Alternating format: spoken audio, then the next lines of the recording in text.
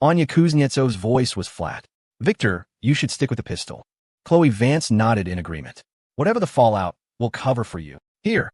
Anya produced a black handgun and handed it to Victor Stone. Victor stared dumbly at the weapon in his hand. His life and Riley's songs had been saved by Chloe.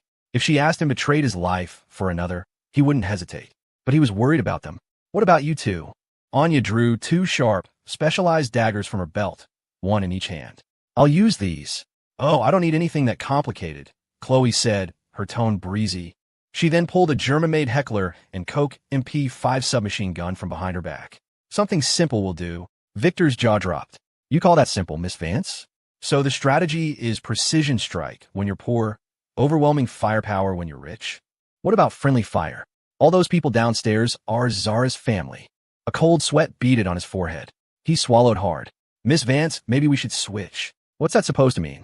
You think I don't know how to use this? Victor's heart sank. A spray of bullets from that thing would be the end of everyone. Killing Leo Flynn was one thing, but massacring innocent people was another. The big man's silence was answer enough. Chloe rolled her eyes. Don't underestimate me. I was the runner-up in the European Women's Shooting Championship the year before last. Hiss. Victor drew a sharp breath. Appearances really were deceiving. Anya spoke up a moment later. All right, I remember now. I think there were only 2 competitors in the European Women's Shooting Championship that year. Called out on the spot, Chloe's face flushed. Victor's eye twitched violently. The title of runner-up sounded impressive, but with only 2 people competing. That was a whole other story. Victor opened his mouth, about to try again to persuade Chloe to let him handle the MP5, when Anya suddenly looked up. Her voice was cool. He's here. Their attention snapped forward, and a wave of adrenaline sharpened their senses. Outside the Thorne family estate, a black luxury sedan pulled up to the gate. A young man, radiating an air of self-importance, stepped out, his hands full of shopping bags. To an unknowing observer, he might have looked like a relative visiting for the holidays. Finally, my turn to shine, Leo Flynn muttered, checking his reflection in the car's side mirror. He adjusted his impeccably tailored suit. A bona fide stud, in his own humble opinion. First impressions were everything when meeting the parents. Excuse me, are you Mr. Leo Flynn? A burly man in a black suit asked as he approached. Leo flashed what he imagined was a devilishly charming grin. The one and only. The head of the family has been waiting. Please, follow me. The man reached for the bags, but Leo waved him off. I appreciate the offer, but these are light. I can manage.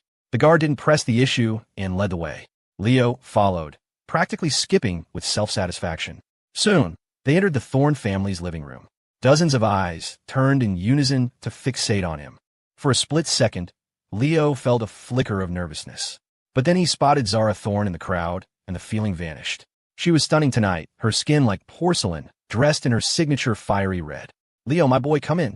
We were just talking about you, Marcus Thorne said, rising from his seat at the head of the room with a hearty laugh. Before Leo's arrival, Marcus had briefed the family on his background and accomplishments. They knew he was a man of some means. As he was their guest, most managed to conjure a polite smile. Leo returned the smile, feigning a look of honored surprise. Mr. Thorne, please sit. I thought I told you not to bring any expensive gifts, Marcus said, his brow furrowing slightly. Leo chuckled. Not at all, not at all. Just a few trinkets. Trinkets, my ass. He had spared no expense. You couldn't expect to win the girl without baiting the hook, after all.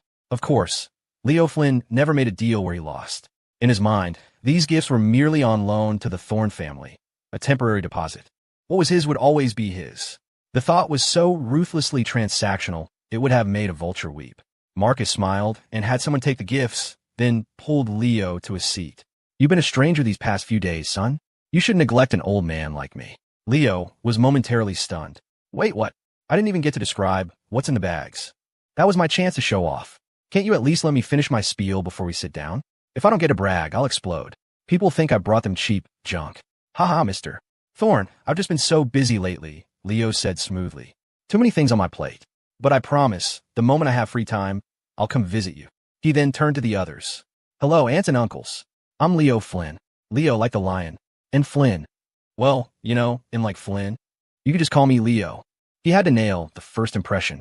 His smile was engineered to be as harmless and charming as possible. It might have worked on the others, but just made Zara's stomach churn. Ha. So Leo, where are you from? What's the family business? What do you think of New York, son? Any big plans for the future here?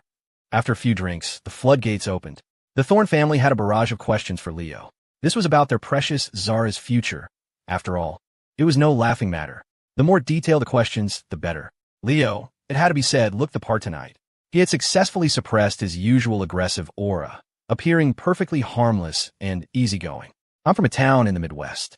My family's in the mining business. Small operation, you know, he answered with a practiced smile, responding to each question with perfect ambiguity. New York is fantastic. Beautiful scenery, fast-paced lifestyle, and the people I've met have been wonderful. As for the future, the plan is to grow the business here, make it bigger and better. He gave answers that sounded like answers, but said nothing at all. The mining company was a complete fabrication. If the Thornes decided to dig deeper, he'd just have Manny Marcos wire some cash and acquire a real one back home. It wasn't stealing from his subordinates, he reasoned, merely borrowing their funds to handle his personal affairs. He'd pay them back later. With whose money? The Van Cess had plenty. His refined speech and confident demeanor were working. The Thorne family seemed to like him more and more, especially Marcus. What about your parents, Leo? Zara's father asked. When can you bring them over for dinner? In that instant, Leo's movements ceased. The smile on his face froze. It all happened in a flash. Then, to the surprise of everyone, he took a deep breath.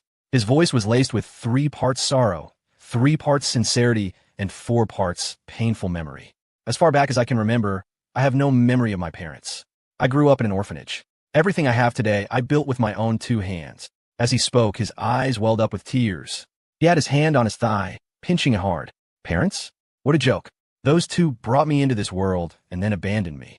They don't deserve the title. But this was the perfect opportunity to play the sympathy card. Human emotion was a universal language. This would surely win them over. A moment later, most of the Thorne family was stunned into silence. Zara's mother quickly apologized on her husband's behalf. Oh, Leo, we're so sorry. We didn't know. We never meant to pry. Leo managed a weak, pained smile, his eyes red from the pinching.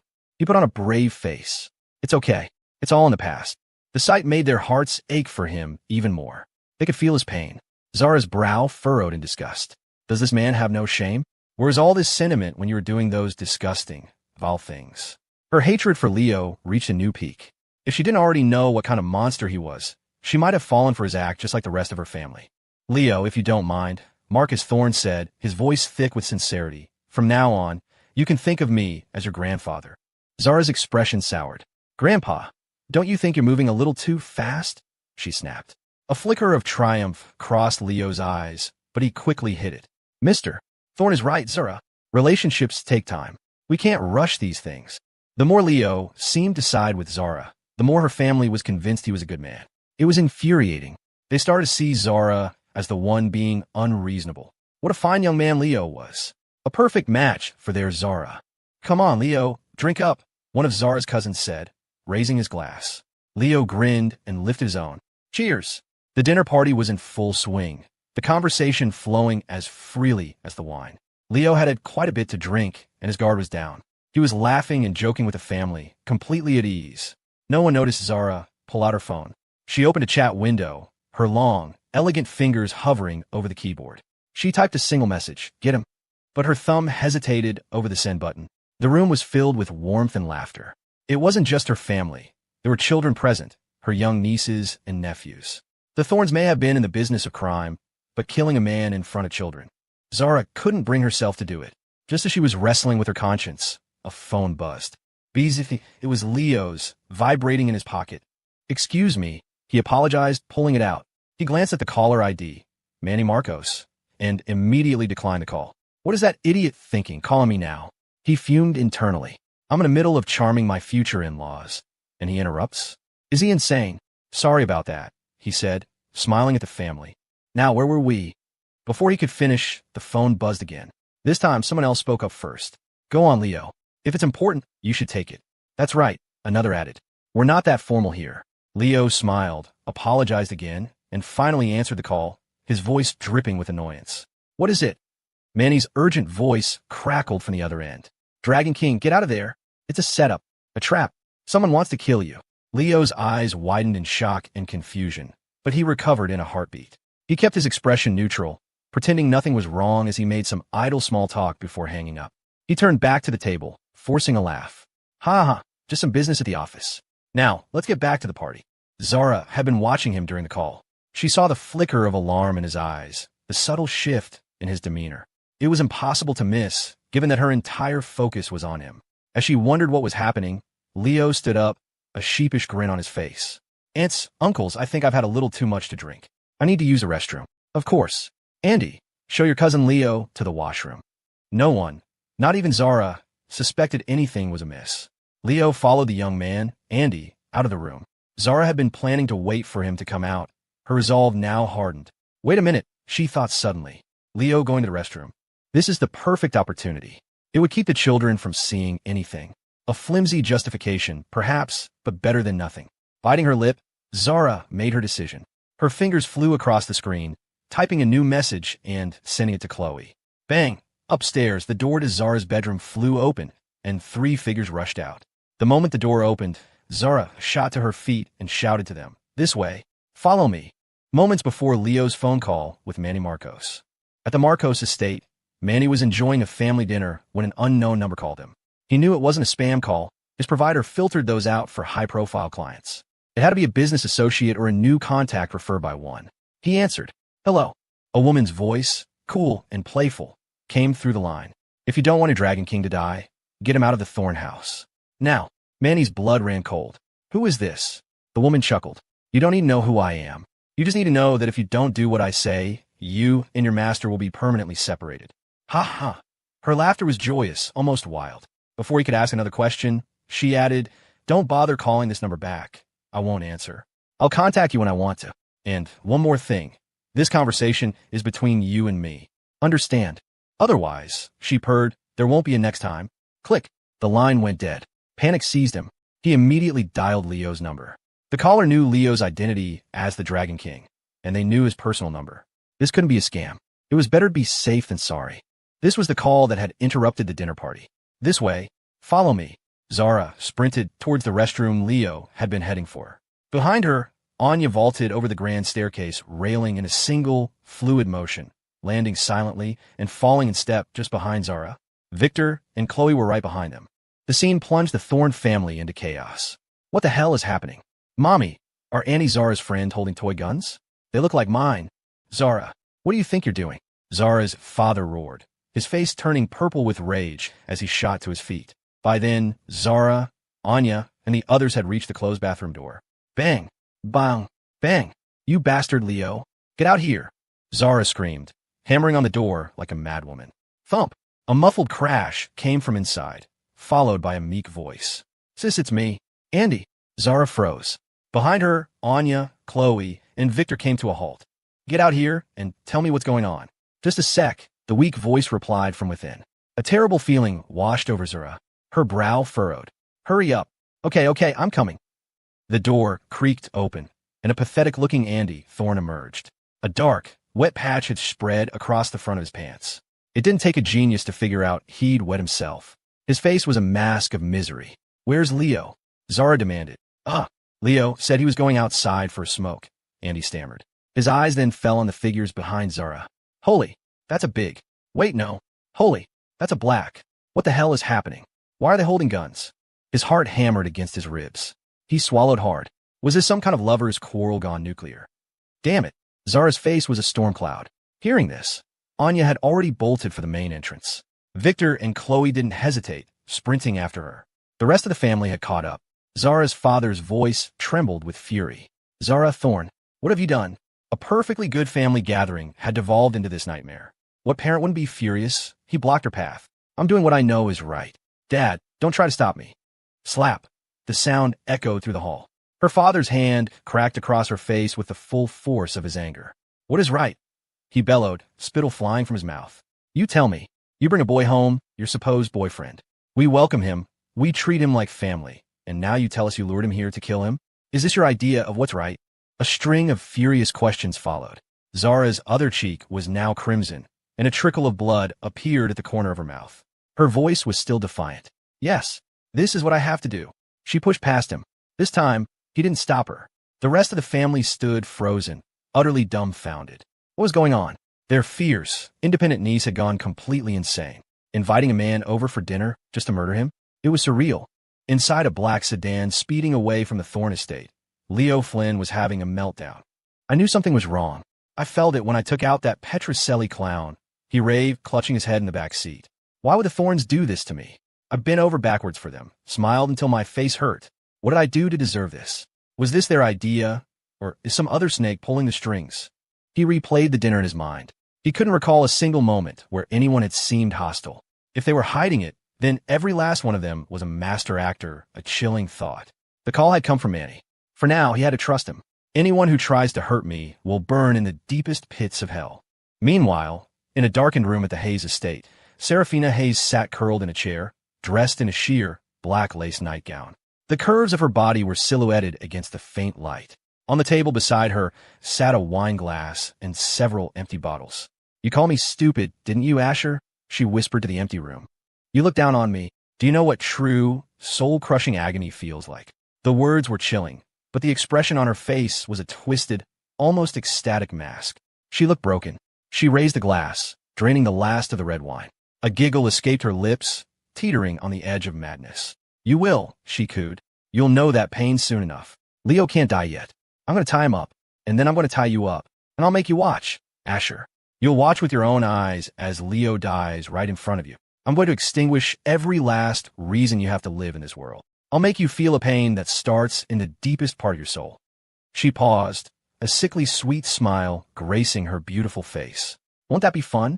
A perfect ending for you, because I believe our pain is connected. We're the same, you and I, and if we're not," her voice dropped to a sinister whisper, "I'll make you the same." Back at the Thorn estate, Chloe's brow was furrowed in disbelief. He actually got away. She couldn't accept it. The plan was a surprise attack, designed to catch Leo completely off guard. Anyone else would have been a sitting duck. But Leo, how'd he know? Zara's expression was just as dark. The red handprint still stood out starkly on her cheek. It must have been that phone call. The call. Zara nodded, explaining her theory. During dinner, he got a call and then immediately left for the restroom. Right after that, I messaged you and you saw the rest. Victor Stone thought for a moment, his voice a low rumble. Could there be a mole? It made no sense. The bait was taken. The estate's security cameras were being monitored by the Gao siblings. And the call came at the most suspiciously perfect moment. Someone had to have tipped him off. Impossible. Chloe shot back instantly. The only people who knew were the other heroines. Every single one of them, to varying degrees, cared about Asher. Even if they didn't, none of them would ever betray him. On that point, Chloe would bet her life. "We have to go back for now," Anya said, her voice cutting through the tension. "We'll have to rethink our next move." The element of surprise was gone. Killing Leo now would be exponentially harder. They all knew it. It was then that Chloe noticed the mark on Zara's face. "Zara, what happened to your cheek?" she cried, her voice filled with concern. Zara turned away slightly, forcing a weak smile. "It's nothing." The others saw it too. Chloe thought for a moment and quickly put the pieces together. Trying to kill someone in front of your family. That was a heavy burden. If she had to shoot Leo in front of her own parents, Lawrence and Eleanor, she knew she would hesitate. She could kill Leo without blinking, but doing it in front of them. She'd worry they wouldn't be able to sleep at night, that they'd see their daughter as a murderer. "I'm sorry," Chloe said softly, then added, "Zara, come stay with us for a while." Her tone was deadly serious. Zara nodded, then shook her head. "Thank you, but I have other places I can go." Chloe took her hand. "Please, Zara, come to the Vance house. It'll be easier for us to plan our next move against Leo together." Chloe had seen everything Zara had sacrificed tonight. Failure was always a possibility. She never expected to kill Leo on the first try. The past had taught her he was hard to kill. But that was beside the point. Zara had proven herself. She was one of them now. In Chloe's mind, she had earned the title of sister-in-law. Staying at the Vance house means seeing Asher, Zara thought. She wanted to say yes, but then she smiled sadly and refused again. What was the point? Asher was with Scarlett now. What would she be doing there? Trying to break up a happy marriage? She couldn't bring herself to do that. But Chloe saw the hesitation. Having lived a whole life before, she knew how to read each of the heroines like a book. If she couldn't win them over this time around, she might as well delete her account and start over. She pressed on, wearing Zara down with gentle persistence until, finally, she reluctantly agreed. Victor Stone played the part of both bodyguard and chauffeur, safely delivering the three women to the Vance estate before driving off. Chloe, as their de facto leader, had already considered all the risks. The connection between Victor and Riley Song was protected by the Gao siblings. Unless one of them confessed, no one would ever find out. As for retaining top talent like Victor, the Vance family method was simple and brutally effective. Money, money, and more money. A luxury apartment, a car worth no less than $100,000, and a salary and bonus package that spoke for itself. The Vance estate was massive. Finding a spare room was no problem. Zara, my clothes probably won't fit you, Chloe said, bustling around the guest room. You can borrow something of Anya's for tonight, or I can have some things sent over. This nightgown should fit, though. It's new, about Anya's size. The villa was, of course, spotless. A cleaning crew came at regular intervals, making dust a rarer sight than a unicorn. Zara sat on the edge of the bed, her hands fidgeting in her lap, her heart racing. The assassination attempt had failed, but that was behind her now. What mattered was that she was here, in the Vance house for the first time, about to live under the same roof as Asher. How could she not be a nervous wreck? Are you sure your parents won't mind me staying here? Chloe paused what she was doing and smiled patiently. Zara, I've told you a dozen times, my parents love it when I have friends over. Besides, you're not just some stranger. You've met them before. She patted Zara's shoulder reassuringly. Relax. Make yourself at home. It's just one extra plate at the dinner table. Hearing this, Zara could only offer a weak smile. Lawrence and Eleanor were one thing, but what about Scarlett Jo? Would she see her as a threat? As these thoughts swirled in her head, she heard the sound of a car pulling up downstairs. The door to her room was open, so the noise was clear. Oh, looks like Mom and Dad are home, Chloe said, tilting her head. Zara's heart, which had just begun to calm, started pounding again. What do I do? She stammered. Chloe laughed. If you're still worried, then come downstairs with me and say hello. Zara knew she was right. It would be rude not to greet her hosts. A few moments later, the two women descended the stairs. Lawrence and Eleanor Vance were chatting in the living room when they saw their daughter coming down with another young woman. They froze for a second. They knew this girl. Hello, Mr. and Mrs. Vance. Oh, hello, dear. Zara? It's Zara Thorne, isn't it? Eleanor said, her eyes wide. Zara nodded shyly. Chloe quickly explained, Mom, Dad, Zara is going to be staying with us for a while. Welcome, welcome. Stay as long as you like. Eleanor beamed, walking over to Zara. Look at you, all grown up. Come here, let me get a good look at you. Please, make our home your home. She pulled Zara into a warm, natural hug, completely devoid of any pretense. Zara's body went rigid for a second, then relaxed into the embrace. In that moment, her heart felt like it was melting. She had dreamed of this for so long. Not just the hug, but the idea of Eleanor Vance becoming her mother-in-law, of her becoming their daughter-in-law. But now that was just a fantasy. For the next while, Eleanor chatted animatedly with Zara, who gradually went from anxious to at ease. She was surprised at how easy it was to talk to her. Here, she didn't have to be anyone but herself. Lawrence also welcomed her before tactfully heading upstairs, leaving the women to talk. Not long after, another car pulled into the driveway. Asher and Scarlett were home. Asher walked in, expecting a normal evening, and then he saw her. A familiar face. At first, he thought he was seeing things. He almost turned around to walk back out. Scarlett grabbed his arm, amused. What are you doing? Ahem. Just wondering if I left something in the car, he mumbled. Across the room, Eleanor saw her son and waved him over. What's wrong with you, dear? You don't recognize your own home? Come here. Asher nodded and walked over, looking like a deer in headlights. What the hell is going on? Why is my ex-girlfriend in my house? Oh, right, that was like 1,000,000 years ago. I remember, but she probably doesn't. Don't panic. Don't be afraid. If the crooked-mouthed Dragon King sent her, just roll with it. Smile and wave, boys. Smile and wave. Eleanor opened her mouth to make introductions, but Scarlett, now her official daughter-in-law, beat her to it. She walked right up to Zara and embraced her like a long-lost best friend. Eleanor blinked. You two know each other? Scarlett laughed. Mom, of course we do. It dawned on Eleanor. They were all part of New York's 4 great families. It would be stranger if they didn't know each other. Blaming her fatigue, she chatted for a few more minutes before heading upstairs herself. That left Asher, Chloe, Scarlett, and Zara in the living room. 1 man, 3 women. They all just stared at each other. Asher was so awkward he wanted the floor to swallow him whole. Surrounded by heroines. Well, except for Scarlett, who was on his side now. This was a minefield. What are you looking at? You want some alone time with your ex? Scarlett teased, her tone light and free of malice. Asher snapped back to reality, looking at her. So I should go? Scarlett nodded. Go on, go on.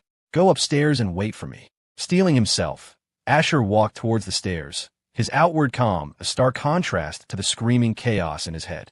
The moment he was gone, the 3 women burst into laughter. After the cheerful moment passed, Scarlett's expression turned serious.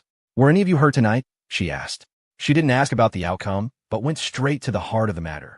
People first. If Zara and the others had been injured, it would have been a major headache. No one was hurt, Zara said, shaking her head. Her voice was laced with guilt. But I'm sorry. I let Leo get away. If I hadn't hesitated, if I'd sent the signal to Chloe sooner. She trailed off, her emotions getting the better of her. She buried her face in her hands, frustrated. He might be a dead man right now. Scarlett, momentarily surprised, smiled and wrapped an arm around her, pulling her into a big hug. Don't blame yourself.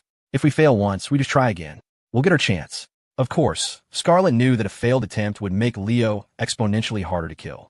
Chloe chimed in with her own words of comfort. It's a war of attrition, Zara. We've fought those before, remember? Zara was confused. First, Scarlett was hugging her with an intimacy that felt beyond just putting on a show for Asher's mother. It was the kind of thing you did with a sister. And second, Chloe's comment about a war of attrition. We've fought those before. Chloe, what do you mean? We've done it before? The question startled Chloe. Realizing her slip-up, she quickly improvised. I mean, we've persevered on difficult tasks before. Taking down Leo is just another one of those tasks. The explanation left Zara and Scarlett blinking. Anyway, it's getting late, Chloe added quickly. We're all exhausted after today. Whatever we need to discuss can wait until morning, right, sis? Scarlett nodded in agreement. She's right, it's late. You girls should get some rest. By the way, Zara, do you have a nightgown and clothes for tomorrow? No, I didn't have time to grab anything. I have some in my room. You can wear mine tonight. Oh no, I couldn't. But thank you for the offer. Don't be silly, we're sisters. In fact, if you want, you can sleep in the master bedroom. Huh, sleep in your room? That's right. Is there a problem? No, I mean yes. If I sleep there, where will you go? Me? I could take your room. Or I could just sleep with Chloe. Scarlett's playful suggestion left both Chloe and Zara completely floored. Chloe's mouth fell open in utter shock. This she-devil is insane. She has a husband, and she's really willing to share. Both of them, of course, refused. Chloe protested vehemently. Sleep with the she-devil? Had she lost her mind? She'd rather sleep with a dog. Not in this lifetime. As for Zara, Scarlett's words made her face turn beet red. She had the desire, but not the nerve. Not here, in the Vance house, with Asher's parents right upstairs. It was too much, too fast, and she immediately backed down. Meanwhile, in another part of the city, you said the person who called to warn you was a woman. That's right, Dragon King, Manny Marcos said, holding nothing back. As the #1 fan of the Dragon King, he would never hide anything from him. Leo's brow furrowed in thought. Call that woman back, he said, his voice low and dangerous. If she knew enough to foil the Thorne family's plot, she must have some connection to them. She chose to help me, which means she wants something from me. It would be best to form an alliance. Manny gave a wry smile. I'm afraid that's not possible, sir. She said the phone would only connect when she wants to contact me. The unknown was always the most terrifying. People crave certainty and despise ambiguity. Leo poured himself another glass of whiskey and downed it in one go. Seeing his boss's dark mood, Manny ventured. Sir, should I have someone look into her? Leo shook his head. If she had the guts to call you, she's already covered her tracks. But this isn't all bad news. Her actions prove she's on our side for now. Or at the very least, our Dragon's Den has something she wants. Manny nodded furiously. The Dragon King is truly the Dragon King. His charisma was so powerful that even at the brink of death, a mysterious woman would appear to save him. That alone was enough to make Manny's admiration soar. After another drink, Leo's eyes turned to ice. The Thorne family has gone too far. They're asking for death. If it weren't for that mysterious woman's call, today would have been my last day on Earth. If I'm not going to have a good time, then neither are they. Everything they cherish, their family, their friends, I'll burn it all to the ground. He leaned forward, his voice a venomous hiss.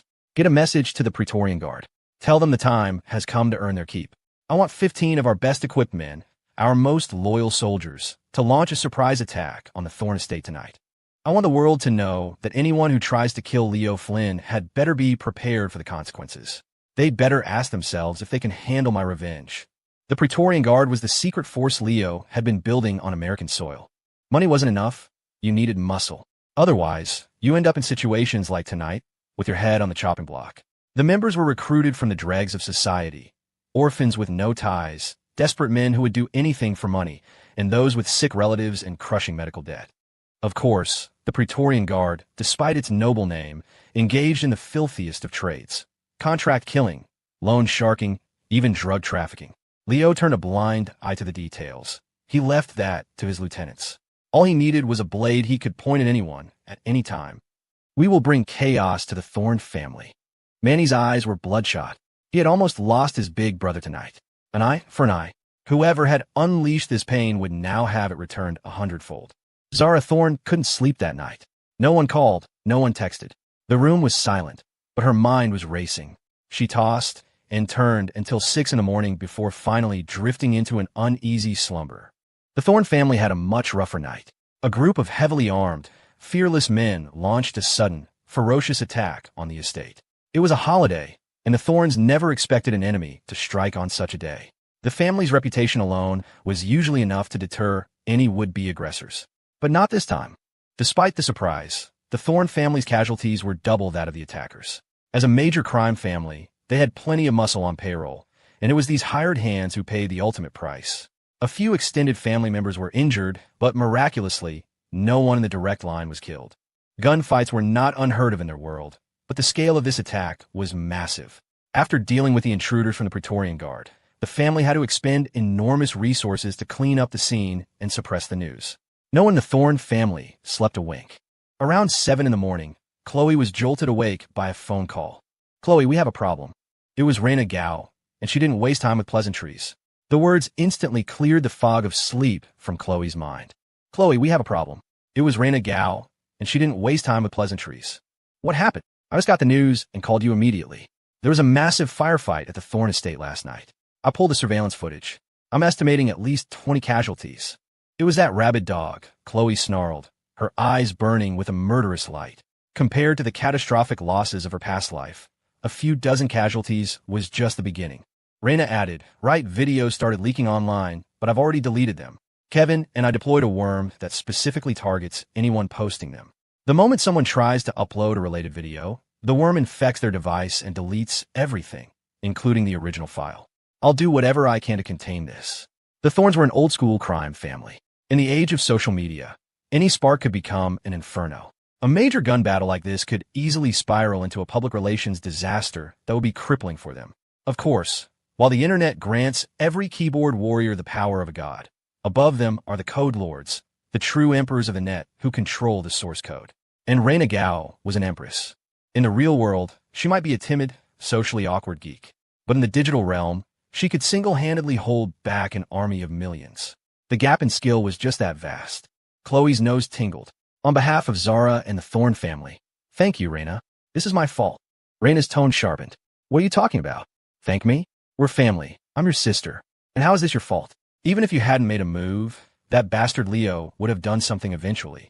You have nothing to apologize for." Hearing her friend's passionate defense, Chloe's eyes refocused, blazing with renewed fury. "Raina, Zara's staying with me right now. Don't post anything about this in the group chat. I don't want her to find out this way. I'll tell her myself later. For now, I need you to keep deleting the videos and minimize the fallout." "You can rest easy," Raina said, her confidence returning. "Your big sister might not be good for much else, but this is my specialty." After a few more words, Chloe hung up. She needed to think. Since her return, since learning she could hear Asher's thoughts like the other heroines, she had relaxed. The burden on her shoulders was lighter, shared among them. Her plan had been twofold: weaken the dragon's den abroad and cut off the head of the snake by killing Leo. Both steps were sound. The problem was she had completely underestimated Leo's hidden forces on American soil. "You want a war? You'll get one," Chloe muttered, grabbing a pen and paper. She began to write down the names of Leo's domestic factions from her past life, along with any key figures she could remember. The names came easily, but the headquarters locations were a blur. In the original timeline, Leo had swallowed the Vance Corporation whole. With that influx of cash, he had aggressively expanded his domestic operations. New factions sprang up everywhere. He didn't care about loyalty. With enough money, he could buy an endless supply of cannon fodder, which made him even harder to kill. As time wore on, Chloe had filled an entire page with crossed-out and revised names, finally settling on a definitive list. She stared at the names, whispering them aloud. "Okay, these are the main ones. The Viper's Nest, the Sunstone Cartel, the Praetorians, the Phoenix Syndicate, and the Savage Crew." Of these 5, she only had a vague, fuzzy memory of one group's location, the one she had personally helped annihilate. The other 4 had been handled by the other heroines. Smack! She slammed the paper down on the desk in frustration. "Arg, why didn't I write down the locations in my past life?" But self-recrimination was useless. Knock, knock, knock. A gentle rap on the door was followed by Eleanor Vance's chiding voice. Chloe, what's with all the wailing so early in the morning? We have a guest. Have some consideration. Now, get up, brush your teeth, and get ready for breakfast. No more screaming, you hear me? Chloe, what's with all the wailing so early in the morning? We have a guest. Have some consideration. Now, get up, brush your teeth, and get ready for breakfast. No more screaming, you hear me? Chloe froze, her face flushing with embarrassment. She had truly lost control for a moment. For now, she'd have to take it one step at a time. As for how to dismantle Leo's empire, she already had an answer. She could leak the locations to rival organizations, let the dogs fight amongst themselves. Or she could use the system. After all, she had people on the inside. Zara came down for breakfast with dark circles under her eyes, like a giant panda. This was a friend's house, not her own, so basic etiquette was a must. She had tried to conceal the sleeplessness with foundation, but it could only do so much. A person's energy can't be faked. Zara, dear, you didn't sleep well, did you? Eleanor asked with concern. Was it the bed or something else? Zara blushed slightly, forcing some energy into her voice. No, it's not that. It just takes me a day or two to get used to a new place. Zara, dear, you didn't sleep well, did you? Eleanor asked with concern. Was it the bed or something else? No, it's not that. It just takes me a day or two to get used to a new place. Eleanor nodded. Well, after you eat, you should go get some rest. If you have anything to do today, put it off. You need your sleep to feel your best. Your mom's right, Scarlett added with a sincere smile. You need to take care of yourself. Well, after you eat, you should go get some rest. If you have anything to do today, put it off. You need your sleep to feel your best. Your mom's right, Scarlett added with a sincere smile. You need to take care of yourself. The three women chatted away, with Chloe occasionally chiming in with a cheerful comment. Inside, however, Chloe was suffering. She'd made one move on Leo, and he'd immediately retaliated against their allies. Thankfully, Raina had sent another message confirming that Zara's immediate family was safe. That was a small relief. The best way to make Leo truly panic was to give him a taste of his own medicine. Chloe didn't just want to retaliate. She wanted to sever his limbs, burn his empire to the ground, and scatter the ashes. But the problem remained. Location, location, location. Suddenly, Chloe's gaze was drawn to one person at the table. A person who was trying his absolute best to be invisible, to fade into the background. It wasn't working. Asher Vance, in full foodie mode, was devouring his breakfast, his eyes fixed on his plate, his ears supposedly closed to the world. He was doing an admirable impression of a background character, but his inner monologue was broadcasting loud and clear. Oh my God, my ex-girlfriend, my current wife, and my mom are all at the breakfast table, chatting and laughing like they're one big happy family. I couldn't have imagined this scene in my wildest dreams. What is this bizarre, heartwarming spectacle? You guys are freaking me out. Man, if I could do it all over again, I wouldn't have chased so many girls. I'd just be a happy, unambitious slacker content to lie flat. Ping. System. Congratulations, host. You have received a cash reward of plus $50,000. While Asher was lost in his own world, Chloe's attention was now fully on her brother. Her eyes lit up. She felt the folded piece of paper in her pocket, the one with Leo's factions written on it. My brother is obsessed with the plot, she thought. He must know the layout of Leo's forces, all his trump cards. After all, he still thinks he's playing a part. The more she thought about it, the more plausible it seemed. Her sister-in-law had already managed to bluff her way into a multi-billion-dollar oil deal using his thoughts. There was no reason Chloe couldn't do the same. It was all just a matter of who was doing the bluffing. The problem was, if she asked him about the factions directly, he'd get suspicious. Even hinting at it would be risky. She needed the right person, in the right situation, to bring it up naturally. An idea sparked in her mind. Two faces appeared before her. Kate and Mac. One was a cop, the other was military. With the two of them working together, if they couldn't rip off both of Leo's arms, Chloe would stand on her head and wash her hair. Plan set. She finished breakfast. After some gentle coaxing, Chloe convinced Zara to go back to bed for a nap. She hadn't told Zara about the attack on her family, but she had informed Anya, asking her to stick close to Asher for the time being. Even with his martial arts skills, there was no telling what that mad dog Leo might try next. With everything arranged, Chloe left the house and went to a nearby cafe, having already called Catherine Young and Mackenzie Mac Prescott to meet her. In a private booth, Kate was in her police uniform, while Mac was in casual clothes. They both looked at Chloe, confused. Chloe, can you please tell us what's so important? Kate asked, clearly anxious. I'm supposed to be on patrol. Mac nodded in agreement. She was trying to enjoy the last few days of her vacation in New York before heading back to D.C. Chloe, can you please tell us what's so important? Chloe didn't beat around the bush. She rattled off the names of Leo's factions.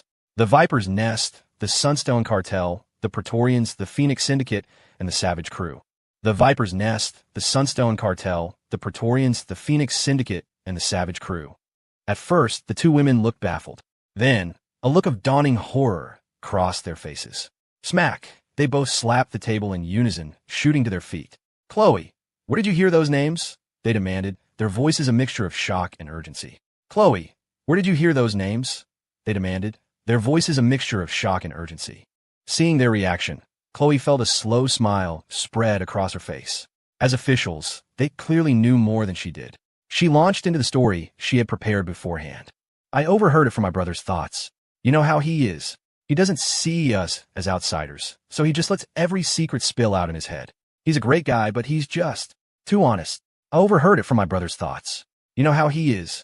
He doesn't see us as outsiders, so he just lets every secret spill out in his head. He's a great guy, but he's just too honest. What does she mean he doesn't see us as outsiders? They both thought. He has no idea we can hear him. If he knew, he'd probably have a complete mental breakdown and cry himself to sleep in a bathroom stall. Chloe, forget that for a second. This is incredibly important. Kate said, leaning forward. If you know the names, you must know their locations, right? To be honest, these are some of the most vicious gangs out there. They've done unspeakable things. Just give us the addresses, and I'll contact headquarters. We can take them all down in one fell swoop. Chloe, forget that for a second. This is incredibly important. Kate said, leaning forward. If you know the names, you must know their locations, right? To be honest, these are some of the most vicious gangs out there. They've done unspeakable things. Just give us the addresses, and I'll contact headquarters. We could take them all down in one fell swoop. Matt's expression was grim.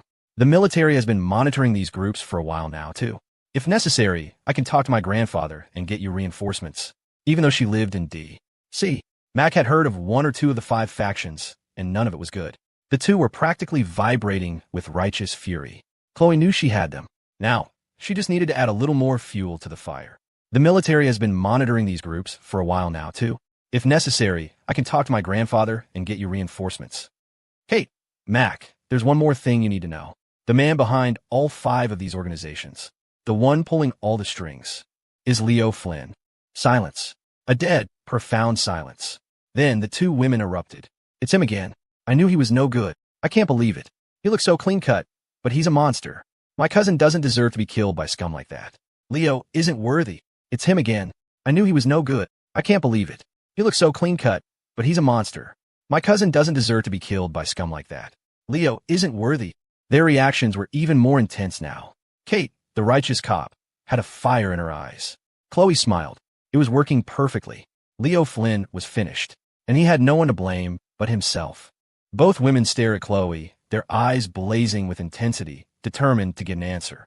"'Cause there's no time to waste. Tell us, where are the headquarters located?" Mac pressed. "That's right.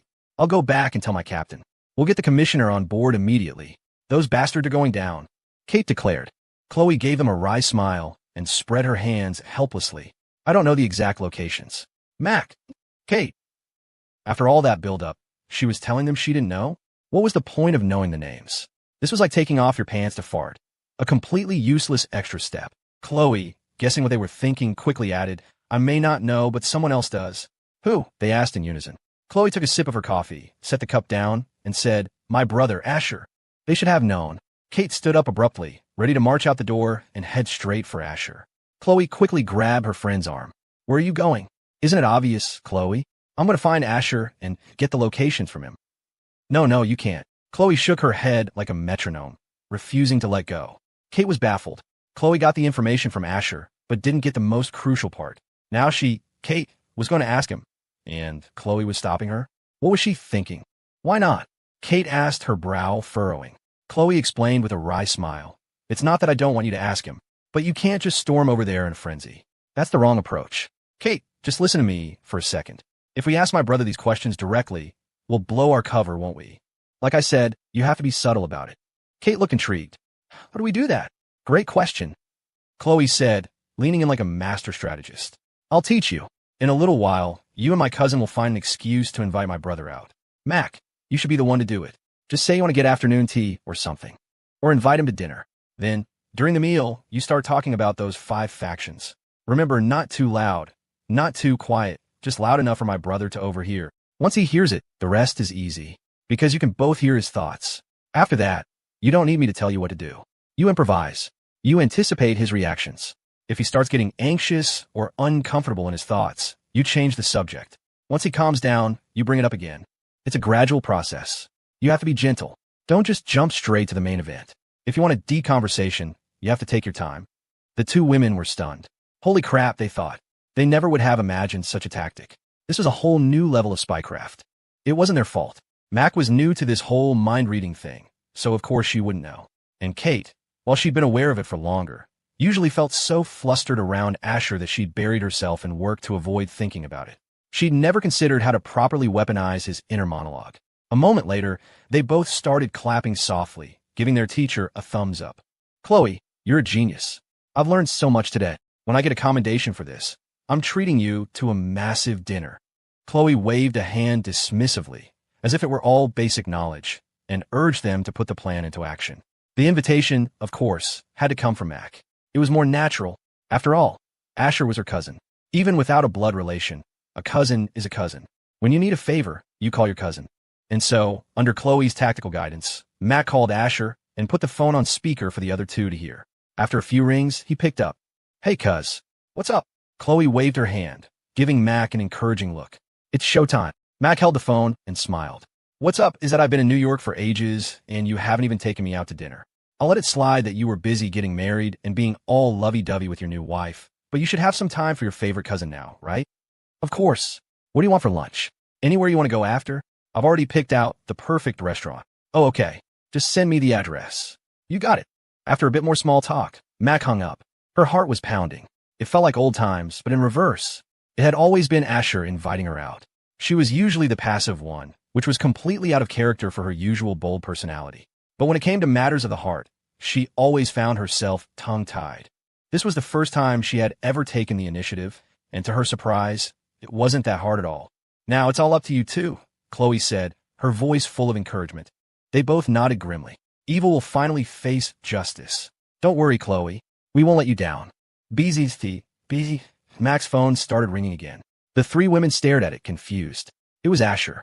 Mac didn't hesitate to answer, putting it back on speaker. Cuz? Why are you calling again? Chloe and Kate were just as puzzled. Asher's slightly sheepish voice came through the line. Ahem. Sorry about this, cuz, but I'm gonna have to bring my bodyguard with me to lunch. Oh, you mean that woman, Anya Kuznetsov, right? Yeah. No problem. I might be bringing a new friend I just met to... Even better, bring whoever you want. Your cousin's got money. You can't eat me out of house and home. You 2 know each other. What was that? Your voice got quiet, cuz. Can you repeat that? Nothing. And since you're paying, I'm going to order everything on the menu. Ha, I like your style. But I'm telling you now, even if you eat until you burst, you won't bankrupt me. Just don't come crying to me when your stomach hurts. As if. You underestimate me, cuz. At a high-end restaurant in Manhattan, Asher arrived with his ever-present shadow and made his way to the private dining room. When he walked in, he stopped short. The new friend Mac had mentioned was someone he knew very well. Not only knew, but had a history with. Okay, it was childhood history, but still. Kate Young had never been his girlfriend, but she had been one of his favorite people to tease, a little pigtail-wearing girl who used to follow him around everywhere. Cuz, you finally made it. I'm ordering now, Mac said cheerfully. She glanced at Anya, who stood behind Asher, then looked away. This bold cousin of his was great, but sometimes her personality was a bit much. Asher's mouth twitched. Don't just ignore Kate. Come on, Mac, you're supposed to do the whole introduction thing, at least pretend for my sake. Geez, do I have to remind you of everything? I swear. So, cuz when did you 2 meet? Asher asked, feigning ignorance. The righteous cop and the daughter of a military powerhouse becoming best friends? It was a classic trope, a standard pairing the author would create to help the protagonist. It was like the law of attraction for fictional characters. He'd seen it in the last life, so it didn't surprise him. Mac and Kate both froze. They were starting to understand why Chloe had told them to improvise and why she'd seemed so calm about it. This mind-reading ability was a serious cheat code. Asher thought he was 1 step ahead of them, but they could hear his thoughts, putting them 2 steps ahead of his one. It was a dizzying loop of predictions. We met at your wedding. Got a problem with that. Kate said with a haughty sniff, perfectly in character. Asher's eyes crinkled. Yes, that was the Kate he remembered. A smile touched his lips, and his eyes filled with a strange sense of relief. Kate is still Kate. She's one of the few heroines whose personality hasn't gone completely off the rails. A breath of fresh air, truly. Ping. System. Congratulations, host. You have received a cash reward of plus $23. 333, foot no problem at all, Asher replied, suppressing his inner joy. Kate rolled her eyes. A vein throbbed on her forehead. What does he mean I'm still me? What does he mean a breath of fresh air? I ought to break something of his, make sure he can never take care of himself again, see how he likes that. She took a deep breath, reminding herself of the mission. She needed information from him. She could afford to be magnanimous, just this once. What do you want to eat, cuz? Mac asked, trying not to laugh as she scrolled through the digital menu. Asher wasn't a picky eater. As long as it wasn't something bizarre or disgusting, he was fine. You can just order for me. Mac grinned a wide, tomboyish smile. All right, don't mind if I do. She wasn't about to let her cousin go hungry. After she placed the order, Asher intended to catch up with Mac. She was a heroine, yes, but she was still his cousin. A little chat couldn't hurt. He opened his mouth to speak, and then realized he was completely superfluous. Mac and Kate were already deep in a lively conversation, laughing and joking. He couldn't get a word in edgewise. He and Anya had become part of the wallpaper. The Dragon Queen was as silent as a statue, and Asher was one step away from committing murder in his dreams. Even if he could find a common topic, what was he going to say to Anya? Kate and Mac exchanged a look. It was time to get to the main event. So, Kate, I heard you guys are cracking down on a big criminal network. Any progress you can share? Mac asked casually. Oh yeah, Mac, these guys are the worst of the worst, pure scum. They're into all sorts of nasty business. The group is called the Praetorians, I think. Ever heard of them? The Praetorians? A bunch of degenerates with a name like that? Can't say I have. But I did hear my grandfather mention that some of his friends are trying to take down a group called the Savage Crew, also here in New York. What? Things have gotten that bad here? How did these two scumbag organizations pop up without anyone noticing? It's not just two. At dinner last night, I heard my grandfather muttering about the Phoenix Syndicate, the Viper's Nest, and the Sunstone Cartel, too. The two went back and forth, their expressions and gestures perfectly calibrated. It might not have been Oscar-worthy, but it was more than enough to fool an unsuspecting bystander. Women are natural performers, after all. Asher had been scrolling through TikTok on his phone to pass the time, but their conversation, pitched at just the right volume, cut through his distraction. In that moment, his brain short-circuited. He was completely and utterly lost. What the hell is going on? How is it possible that you two know the names of these factions at this point in the story? Am I hallucinating? It must be a hallucination. Are you crazy?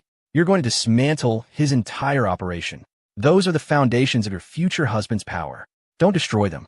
If you wipe out these groups, the crooked-mouthed Dragon King will be crying in a bathroom stall for weeks. It's like pulling a dragon's teeth. Of course it would hurt. Phew. At least they only know the names and not the addresses. That was a close call. I can't let them destroy the key forces that are supposed to be a challenge for my Vance Corporation. Oh, so you're listening, cuz? Max said, a sly grin spreading across her face. Well, since you're paying attention, you must have heard a thing or two, living in New York for so long. The Viper's Nest, the Sunstone Cartel, the Praetorians, the Phoenix Syndicate, the Savage Crew. Do you know where their headquarters are? And if you don't, maybe you could ask around for us. Silence. A strange, taut silence fell over the table. The smile on Asher's face froze, his eyes wide. Why? He wondered, when they were having such a perfectly normal conversation, did they suddenly throw the grenade to him? He was just here for the food, an emotionless eating machine. Catherine Young tensed, her hand trembling slightly under the table. If they lost this lead from Asher, they'd be back to square one, digging through city records and chasing shadows. New York was massive. They didn't have the time or the manpower for a slow, methodical investigation. In the span of a second, Asher's expression shifted. He let out a casual laugh. Mac, you've got a wild imagination. I've never even heard of these crews before. I have no idea what they do. But since you asked, I'll pull some strings, see what I can find out for you. He shrugged, the picture of nonchalance. No promises, though. Keep it up, Catherine and Mac thought in unison. Just keep playing dumb. Never heard of them, my ass. That's not what your inner monologue was saying a minute ago. All that deflection was just a lead-up to the final, non-committal brush-off, wasn't it? They were both completely exasperated. Asher's words were just noise. Anyone who took them seriously was an idiot. The real gold was in what he was thinking. Here it comes. Instantly, both women's eyes lit up, their hearts pounding in their chests. Huh, as if I just tell you because you asked. Am I that stupid? Even if I did, you'd probably think I was some kind of monster. How would I even know this stuff? Nope, not saying a word. You could torture me, and I wouldn't spill.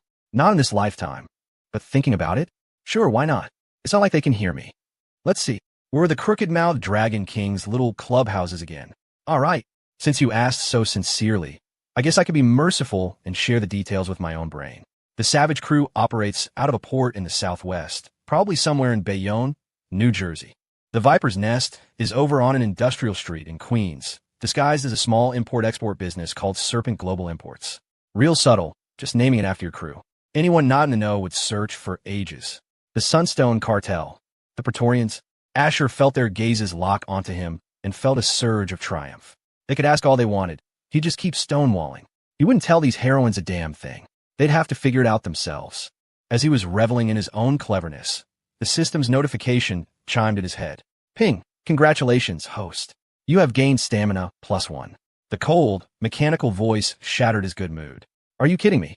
He raged internally. What the hell is this? Goddamn system. Can't you be a decent person for once? If you keep stacking my stamina, someone's gonna get hurt. Seriously, this isn't a joke. He mentally screamed at the system, demanding an explanation. The system, in its infinite wisdom, completely ignored him, acting as if the notification had never happened. The only proof Asher had that he wasn't going crazy was the subtle, undeniable surge of energy through his body. A tiny increase, sure, but over time, quantity becomes quality. This was one reward Asher genuinely, desperately did not want. It wasn't him being dramatic. It was just, invincibility is so lonely. Invincibility is so empty. Well, maybe not empty. His stamina definitely wasn't empty. Of course, none of the women at the table could hear his internal conversation or the string of profanities he was leveling at the system. Right now, Catherine and Mac couldn't care less. They had gotten exactly what they came for. The only reason they were silent was that it all felt a little too easy, almost surreal. They blinked, exchanging a look. Mac's eyes widened slightly. We got it just like that. That was simple. Catherine's expression was deadpan. Seriously, talk about anticlimactic. We didn't even have to try, and he just folded. Just then, the food arrived, filling the table with an aromatic spread of perfectly prepared dishes. Thankfully, Mac hadn't ordered anything from the bizarre side of the menu. Everything was delicious and normal. A huge grin spread across her face. She immediately grabbed a bottle of wine and filled Asher's glass. Come on, cousin, drink up. You've earned it today. Asher looked at her, completely bewildered. I have to drive later. I'll call you a car service. Aren't we going out after this? We can go out anytime. But this moment, right now, with good food and beautiful company, this calls for a drink. It'd be a crime not to, Max said, pressing the glass into his hand. Asher sighed, defeated. Well, if you insist. He drained the glass. The moment he set it down, Mac refilled it. She then turned to Anya. Do you mind switching seats? I need to catch up with my cousin. Anya simply nodded and moved to sit next to Catherine. Before Asher could even process what was happening, his glass was full again. Come on. One down, another to go. After this one, there are only 3 more. Mac cheered. Aren't you drinking? Asher asked. Of course I am. What do you take me for? Then why haven't you poured yourself any? Oh, this? She said, gesturing to the bottle she'd been using. This one's all yours. The other 3 are mine. And I don't like using glasses. I prefer to go straight from a source. And with that, right in front of him, Mac tipped back a full bottle of red wine and chugged it. Glug, glug, glug. Asher's eyes nearly popped out of his head. Holy crap. This cousin of mine is a freaking animal. An absolute Amazon. She was acting like a frat boy on spring break, but with her stunning looks and bombshell figure, it somehow wasn't jarring at all. It was just, Mac, your turn, cousin, she said, wiping her mouth with the back of her hand. Oh, right. Asher quickly downed the wine in his glass, then glanced at her. The crazy woman didn't even look flushed. Sensing his stare, Mac met his eyes and grinned. Let's keep it going, cousin. I'm just so grateful to you today. Grateful? For what? I didn't do anything. You not doing anything was more than enough for us. Come on, I'll toast you. With a bottle. I think I'll stick with the glass, Asher mumbled. The rest of the meal passed in a confusing haze. First Mac, and then even Catherine, kept toasting him, their words full of gratitude. All he'd done was eat dinner. Why were they acting so emotional? He was completely baffled. P.S. For the record, Catherine changed into civilian clothes before showing up for dinner. Weren't you the one who wanted me to show you around the city? The moment dinner was over, Max started shooing Asher out the door. He was speechless. The speed at which a woman's mood could change was truly terrifying. Mac just grinned. But I've changed my mind. Kate's a New Yorker. She can show me around. Asher glanced at Catherine, who raised an elegant eyebrow at him. You got a problem with that? She asked, her tone daring him to object. One should never, ever try to reason with a woman, especially not a heroine. Asher wisely shook his head. No, no problem at all. Good.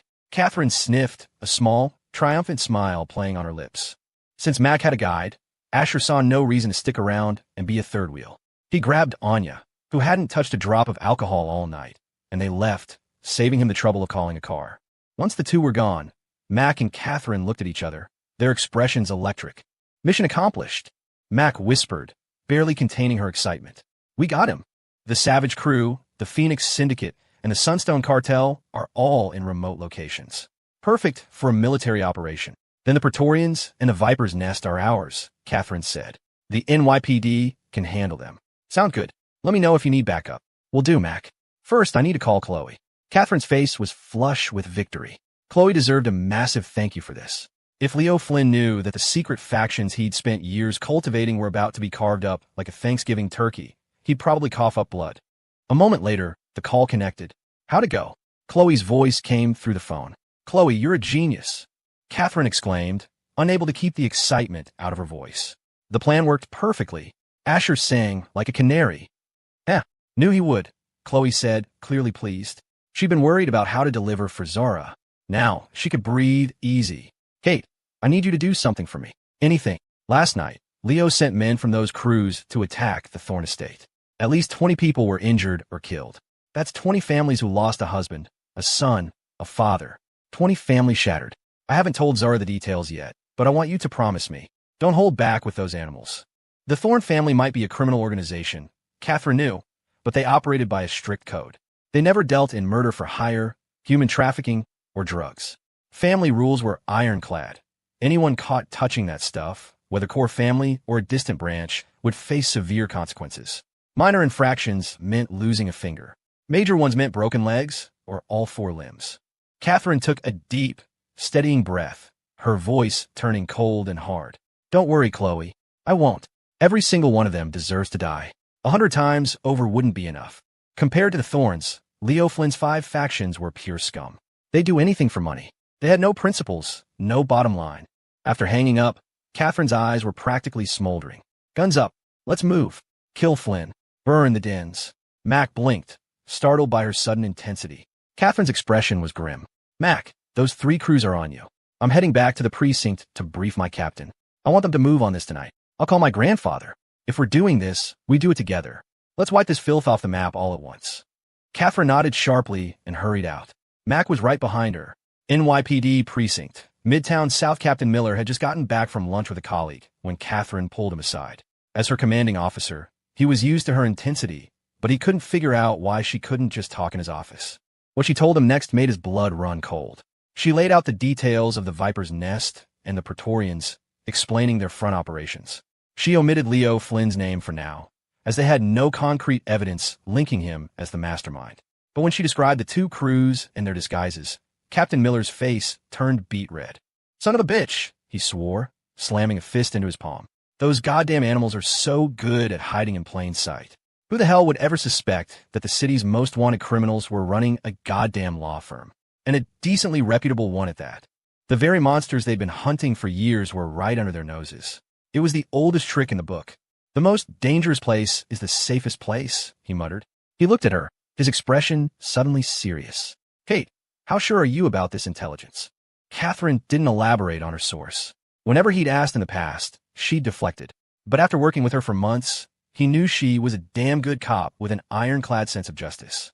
She would never joke about something like this. A false alarm of this magnitude would get her fired, young family influence or not. The law was the law. Her gaze was unwavering. 100%, she said, her voice clear and firm. In that moment, she chose to trust Asher completely. To trust the boy she once looked up to as a role model. Even if the Dragon Slayer had become a dragon himself, it didn't stop her from trusting. His inner monologue. Miller nodded. Go back to your desk and wait.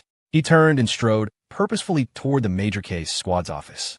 As luck would have it, he ran right into its commander, Captain Frank Nolan. Miller explained the situation in clipped, urgent sentences. Nolan's face hardened. He'd lost 2 of his best detectives investigating those very crews. Now that they had a lead, he wanted to move fast. But mobilizing the kind of force this would require wasn't his call to make. It needed the police commissioner's approval. The news had Nolan's blood boiling. His first instinct was to bypass the chain of command, to just go in guns blazing. He wanted those bastards brought to justice now. Waiting a day or two for the green light felt like an eternity. But his rational mind knew better. He had to report it up the chain. As he stood there, torn, his phone buzzed. He glanced at the screen. It was the commissioner. He hadn't even figured out how to pitch it yet, and the call was already coming in. What a coincidence, he thought. Okay, Nolan, time to make your case. Best case scenario, he approves it for tomorrow morning. He answered the call. Nolan, get your guys from Major Case suited up and grab Lieutenant Cole's narcotics team. I'm sending you additional support from SRT. We got a live one. Nolan's brain short-circuited. He just stood there, stunned. The powerful, middle-aged voice on the other end of the line barked, Nolan, are you listening to me? He snapped back to reality. Yes, sir. Yes, sir. Loud and clear, sir. It's me, Evan Liang's grandmother. My grandson is being bullied at school, and I want to sue the parents. I came in a couple of days ago to talk about it. Are you taking the case? Yes, of course, ma'am. Rest assured, the darkness will be scattered. Justice may be delayed, but it is never denied, a man in a sharp suit and glasses said with a warm, reassuring smile. We'll take the case. Since your grandson is still a minor, our first step will be to speak with his teachers, and if that doesn't work, we'll contact the other children's parents. The old woman nodded, her eyes welling with grateful tears. Thank you so much. You're all such good people. A flicker of contempt flashed in the young lawyer's eyes, gone as quickly as it appeared. He smiled and helped the woman to her feet. Not at all, ma'am. You're too kind. It is our mission to serve the people. As he was speaking with her, another person walked in carrying a framed plaque. Mr. Goldstein, thank you so much. If it weren't for you, our family wouldn't have known what to do. You're a lifesaver, a plain-looking middle-aged woman gushed, bowing repeatedly. The lawyer, a man named Goldstein, accepted the plaque with a practiced smile and offered a few platitudes before hanging it on a wall already covered in similar accolades. The new one read, wielding the sword of law to warm the hearts of the weak. Once all the clients had left, the dozen or so lawyers of Serpent and Associates Law burst into raucous laughter. Holy shit, I'm dying. Vinny, you got another one. You're on a roll, man. One of them snickered. Yeah, well, the stupid bitch should have given me more than a damn plaque, Vinny Goldstein grumbled. I won her a DUI case that should have landed her in prison. The least she could do is offer herself up for a night. Huh, no wonder they call you Vinny the Weasel. You'd really go for that trashy suburban mom? What about all the hot young things out there? You don't get it, man, Vinny said, flashing a row of tobacco-stained teeth. It's not about her. It's about the fact that she's got a husband and kids. I'm chasing a different kind of thrill. It's on another level beyond the physical. His explanation was met with another round of derisive laughter. Bang! The door to the boss's office swung open, and a morbidly obese man with a jagged scar across his face stormed out. What's so funny? Shut the hell up, he bellowed. Joey, go hang the closed for staff meeting sign on the door. Now. A lanky man named Joey scrambled to his feet and did as he was told. The others fell silent, their eyes fixed on the scar-faced man. Boss, you sure that's necessary? We're in a pretty remote office park, one of them ventured. The fat man shot him a murderous glare. You don't know jack shit. I'm telling you to close up because we got a job tonight. The man who spoke flinched and didn't dare say another word. The rest of the room remained dead silent. The scar-faced man scanned his underlings, satisfied. The one he glared at was his wife's brother. In the old days, he would have just slapped him across the face, but things were different now. His environment had subtly changed him. Don't get it twisted. He'd still kill you without a second thought. But his rage was a little more controlled now. He wouldn't hesitate to get his hands dirty, but he wasn't as overtly volatile. You all should have gotten the word. The Thorne family pissed off the boss last night. I heard he sent the Praetorians over to tear their place apart. He grinned maliciously. I wasn't there, but man, hearing about it was satisfying as hell. The Thorns think just because they're big shots, no one in New York dares to touch them. Well, they mess with our boss. They were asking for it. His words were met with cheers and applause. Damn right. I can't stand those arrogant bastards. Maybe we can grab that Thorne princess, Zara, and have some fun with her. TSK. You're obsessed, man. A girl like that is way out of our league. So, I can just hire a girl who looks like her. It's basically the same thing, right? I can say I bagged the Thorne heiress. You, my friend, are a goddamn genius. Why stop there? Just get a mask printed with her face on it and make the girl wear it. Even better, right? Holy shit, now you're the genius. The room erupted in laughter again until the scar-faced boss cleared his throat, silencing them instantly. All right, that's enough. The boss gave the order. It's our turn tonight. We're rotating through the crews. The Thorns will be on high alert after last night, so this is purely to mess with their heads. Let them know that beefing up security won't stop us. He paused, a cruel smile twisting his lips. Let them live in fear. Any of you who make it back alive tonight get a $10 million bonus. And the product? We're laying off distribution for a bit. But if you want to party, feel free to take a bag for yourselves on the house.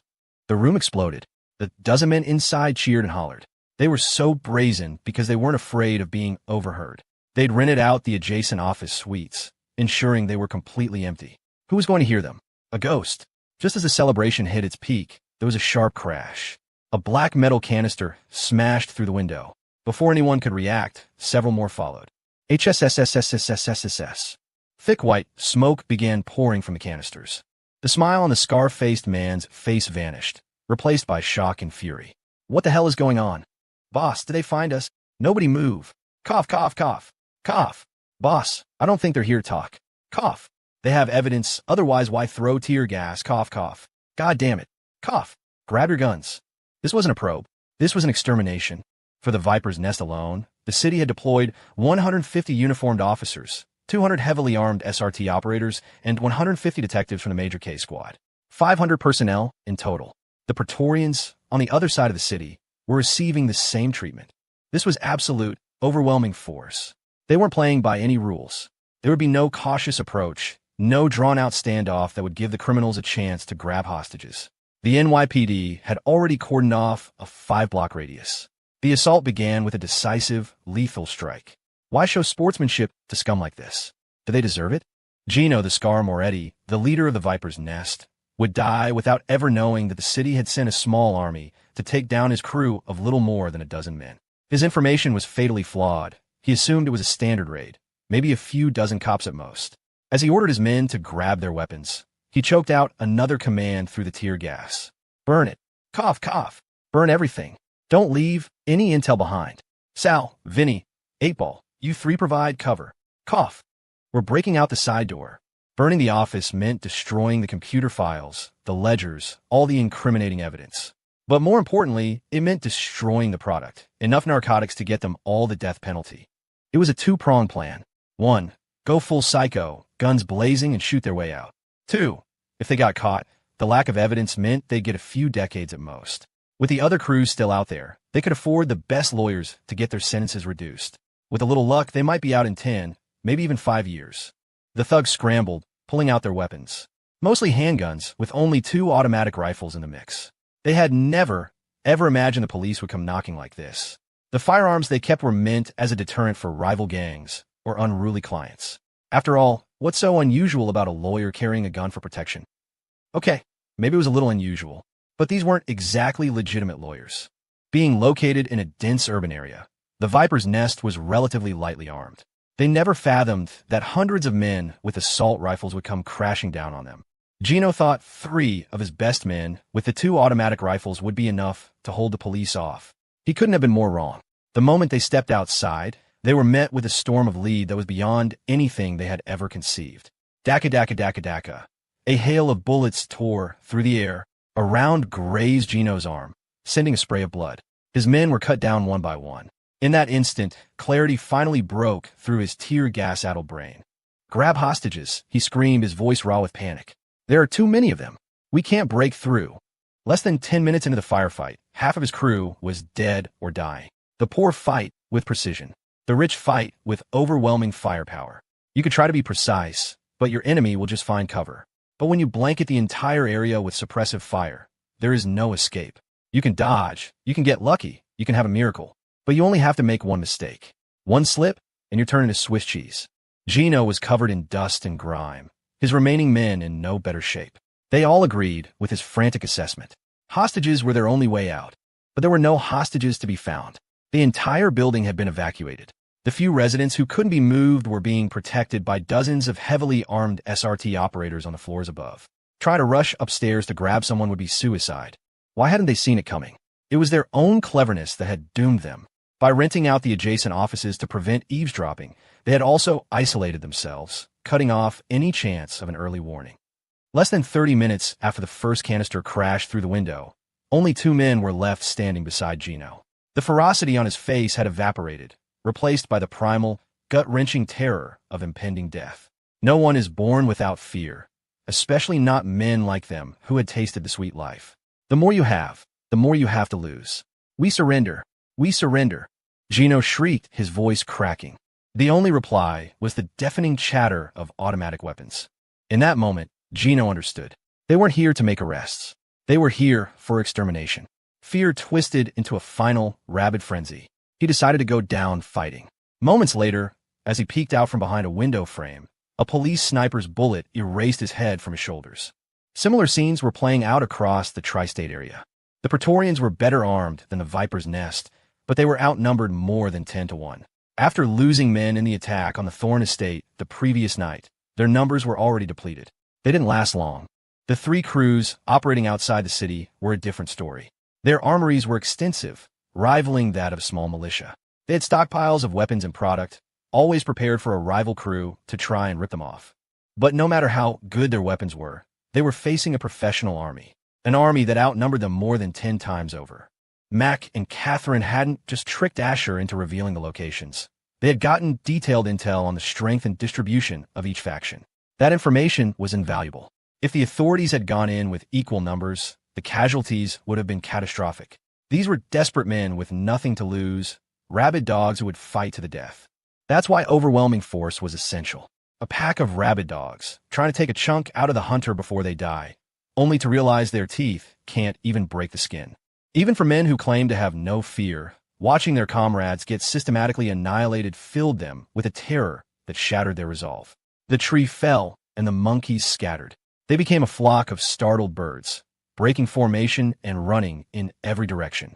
Their morale collapsed, and the fight turned into a rout. The faction leaders were in disbelief, their minds consumed by a burning rage. To mobilize this many professional soldiers and police to wipe them out. There had to be a mole. It was the only explanation. How else would they know the exact locations? How else would they know to bring 10 times the firepower? It had to be an inside job. The Sunstone cartel's leader screamed as he went down. God damn it. When I find out who the rat is, I'll cut you into 1,000 pieces. The Phoenix Syndicate's boss cursed with his dying breath. Fuck. I was a genius my whole life, only to be killed by a traitor. Which one of you bastards betrayed us? The Savage Crew's chief roared in frustration.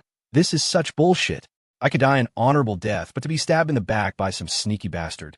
I can't accept it. Whoever you are, you son of a bitch, I hope you're sterile. These are the final words of Leo Flynn's lieutenants. They would go to their graves never knowing the truth. It wasn't one of their own who sold them out. It wasn't a rival organization. The man who betrayed them was someone they had never met, someone who had absolutely no connection to their business. Asher Vance. Night fell.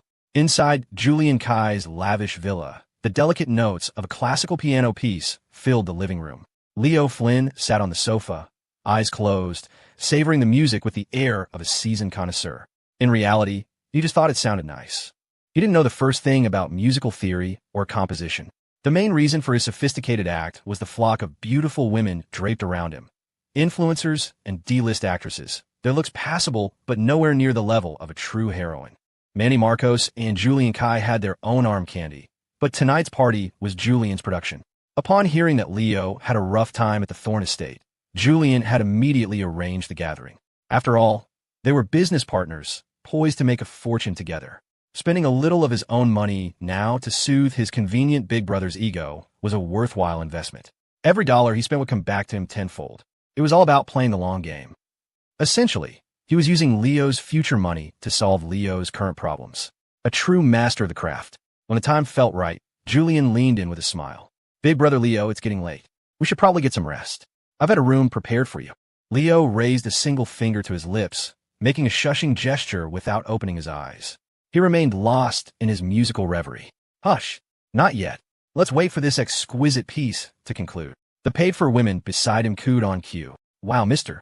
Flynn, you're a true man of culture. It's so masculine. I'm in love. I just adore serving a handsome and sophisticated boss like Mr. Flynn. The flattery washed over Leo, making him feel positively magnanimous. Tonight, the Viper's Nest was on the move again. Even if they couldn't kill as many Thorn family members as the night before, sowing chaos and fear was enough. So, what he was hearing wasn't music. It was the sound of the Thorn family weeping. the sound of their repentance. Anyone who dared to oppose him, the Dragon King, had to be prepared to pay a heavy price. Since Leo wasn't talking, Julian was happy to stay quiet. He hadn't made a move against Victor Stone yet, mainly because the man was impossible to find. As for Asher Vance, that was an even bigger non-starter. According to his informant, Asher was being shadowed by a stone-faced goddess of a bodyguard who never left his side. His informant didn't know who she was, but Julian did. Anya Kuznetsov, Nemesis, the world's #1 assassin. Even a battle-hungry warrior like Julian Kai knew better than to provoke that monster. He wanted to live a few more years. Thank you very much. The piano piece was halfway through when a phone on the coffee table began to vibrate. BZZZZZT. Leo's brow furrowed, but he kept his eyes closed, maintaining his look of artistic bliss. Whose phone is that? Turn it off, he said, his voice laced with annoyance. A brief, awkward silence followed. When no one moved, Leo's annoyance sharpened. Did you not hear me? Turn the phone off. Manny Marcos cleared his throat sheepishly. Boss, that's your phone. Leo's expression froze for a fraction of a second. The women around him stifled their giggles, not daring to laugh openly. The embarrassment lasted only a moment before Leo's thick skin took over. Hang it up, he commanded smoothly. Yes, sir. Manny did as he was told. A few seconds later, it started ringing again. Determined to maintain his facade, Leo had Manny hang up the second time. But when it rang a third time, he finally gave up the act and opened his eyes. The first time, they should have gotten the message. The second time, they should have known better. A third time meant it was urgent. He gestured for the phone. Julian raised a hand, signaling for the pianist to stop playing. Leo glanced at the caller ID, making a mental note of the name. If this wasn't important, there would be consequences. You couldn't run an organization without rules. He answered the call. What? Dragon King, we have a huge problem. What is it? Could it possibly be more important than what I'm doing right now? The Viper's Nest, the Sunstone Cartel, the Praetorians, the Phoenix Syndicate, and the Savage Crew. All 5 factions have been wiped out by the authorities. I thought it was something serious. Wait, what the hell did you just say? Say it again. All 5 of my factions were wiped out. Yes, sir. Wiped clean. The feds were decisive. They left no one alive. Holy mother of... Leo's face went from flushed red to a sickly green. It was a level of rage so profound it changed his very complexion. You tell me what happened. I want every single goddamn detail now, he roared, his earlier suave demeanor shattering into a million pieces. The women in the room shrank back, terrified. They suddenly suspected that if this man were a cannibal, he wouldn't hesitate to start eating people right now. Manny and Julian both had a sinking feeling. This was bad. This was very, very bad. The man on the other end of the line stammered through the explanation. He'd only just gotten the news himself. It had come out of nowhere. No warning, no whispers, not even a hint of trouble. One moment, everything was fine. The next, it was an all-out war with live ammunition. No games, no posturing, just annihilation. Based on the report and Leo's own deductions, the conclusion was brutally obvious. There was a mole in his organization. Leo's eyes were bloodshot with fury. To his men, he was a savior, a messiah. He had given them new lives, and they had repaid him with betrayal. I want to know who sold me out. I want the name of that backstabbing, ungrateful son of a bitch. 1,000,000 deaths would be too good for him. Yes, Dragon King, we're already investigating. We'll get you a satisfactory answer as soon as possible. The call ended. In an instant, Leo Flynn seemed to age 10 years. His years of careful planning, his network of loyal soldiers, all gone in less than a day. Did it not cost money to recruit them? Did it not take time and energy to train them? And after they became self-sufficient, did their illicit businesses not generate immense profits that were now lost forever? Money, money, money. But beyond the money, his primary weapon for crushing the Vance family was gone. He felt a crushing weight in his chest. Utter despair. Sensing his fragile state, Julian Kai discreetly waved his hand, dismissing the women from the room. Once they were gone, he approached cautiously. Big brother Leo, what happened? Why are you so upset? Yeah, boss, tell us what's wrong. Maybe we can help, Manny added, his face etched with concern. Leo's face was a dark mask of fury. His voice was a low, gravelly rasp. They're gone. All of them. The 5 factions I spent years cultivating in this country. Wiped out in a single day. Both Julian and Manny were stunned. With Leo's cunning, he would have taken every precaution to hide the locations of his crews. He was always meticulous, always careful not to leave a trace. How is that possible? Manny's grief was genuine. He felt Leo's loss as his own, and a wave of helpless anger washed over him. Julian, on the other hand, was a different story. The joys and sorrows of others were mostly irrelevant to him. Right now, he was just a fascinated spectator, waiting to see how this drama would unfold. Leo's eyes turned icy. There's a mole in my organization. A sharp intake of breath from both men. The factions being destroyed was a setback. A mole was a catastrophe. On paper, the 5 factions were run by their respective leaders. But in reality, all 5 answered to one man, Leo Flynn. He was the true boss. Meanwhile, the raids had caused a massive stir across the city. The authorities made no attempt to hide what had happened. This was a major victory in the war on crime, and they were proud of it. These criminals were monsters, parasites on society. The media outlets were all too happy to report on such a positive, decisive action. Of course, there was still a mountain of paperwork and follow-up to do. For their critical roles in the operation, Catherine Young and Mackenzie Prescott were hailed as heroes. Without their intelligence, the sweeping crackdown would have been impossible. Medals and commendations were surely on their way. At home, Asher was idly flipping through channels when a breaking news report stopped him cold. He shot up from the plush sofa, his face a mask of utter shock and disbelief. What the hell? The crooked-mouthed Dragon King's factions are gone. He knew those crews were the protagonist's secret weapon, his go-to force for all the dirty work the plot required. But with them gone, how was Leo supposed to take over the massive Vance Corporation? How was he supposed to be the villain-crushing hero? The more Asher thought about it, the weirder it got. He remembered lunch. Mac and Kate had asked him about the 5 factions, but they had seemed so clueless. If he didn't know, how did the authorities find out? He was completely bewildered. Had law enforcement infiltrated Leo's organization long ago and only just decided to spring the trap? Whatever the reason, Asher couldn't just sit back. He needed answers. He pulled out his phone, scrolled to his blocked list, and unblocked a number. He hesitated for a second, then hit dial. He expected her to ignore the call, or maybe just hang up. He was wrong. The phone rang for less than a minute before she answered. Asher swallowed hard. Are you free? I have a few questions for you. Not free, came Catherine's crisp reply. I'm in the middle of a vice bust. Asher froze. A vice bust? He took a sharp breath. My mistake. Sorry to bother you. She said, and the line went dead. Asher's eye twitched. Something this huge happens, a citywide operation to take down major criminal organizations, and your unit wasn't involved? You were out busting prostitutes. He thought about it for a second. Maybe it was for the best. At least she wasn't in any danger. It was probably an order from her superiors to keep her out of the line of fire. He took a moment to compose himself, then dialed another number. A moment later, a cheerful, androgynous voice answered. Cousin, what's up? Hey Mac, I wanted to ask you something, if you have a minute. Sure, shoot. I just saw on the news. The Phoenix Syndicate, the Savage Crew. All those crews got wiped out today by the authorities. I thought at lunch you guys didn't know where they were. Cousin, hold on a sec. I'm in the middle of something here. Oh, you're on a vice bust too? Whoa, cousin, how do you know? Are you spying on me? Asher choked. Catherine being on a vice bust was plausible. She was a cop. But Mac was military. Since when did the U.S. military run anti-prostitution stings in New York City? He'd been joking, but she had actually said yes. Are you for real, Mac? Before he could say anything else, she cut him off, citing a busy schedule, and hastily hung up, but not before happily promising to treat him to a huge dinner in a few days. Asher was left staring at his phone, completely lost. Mac and Kate had said everything and nothing at all. I guess I'll have to wait until I see them again to figure out what the hell is going on, he sighed. At this point, the plot of his past life was completely unrecognizable.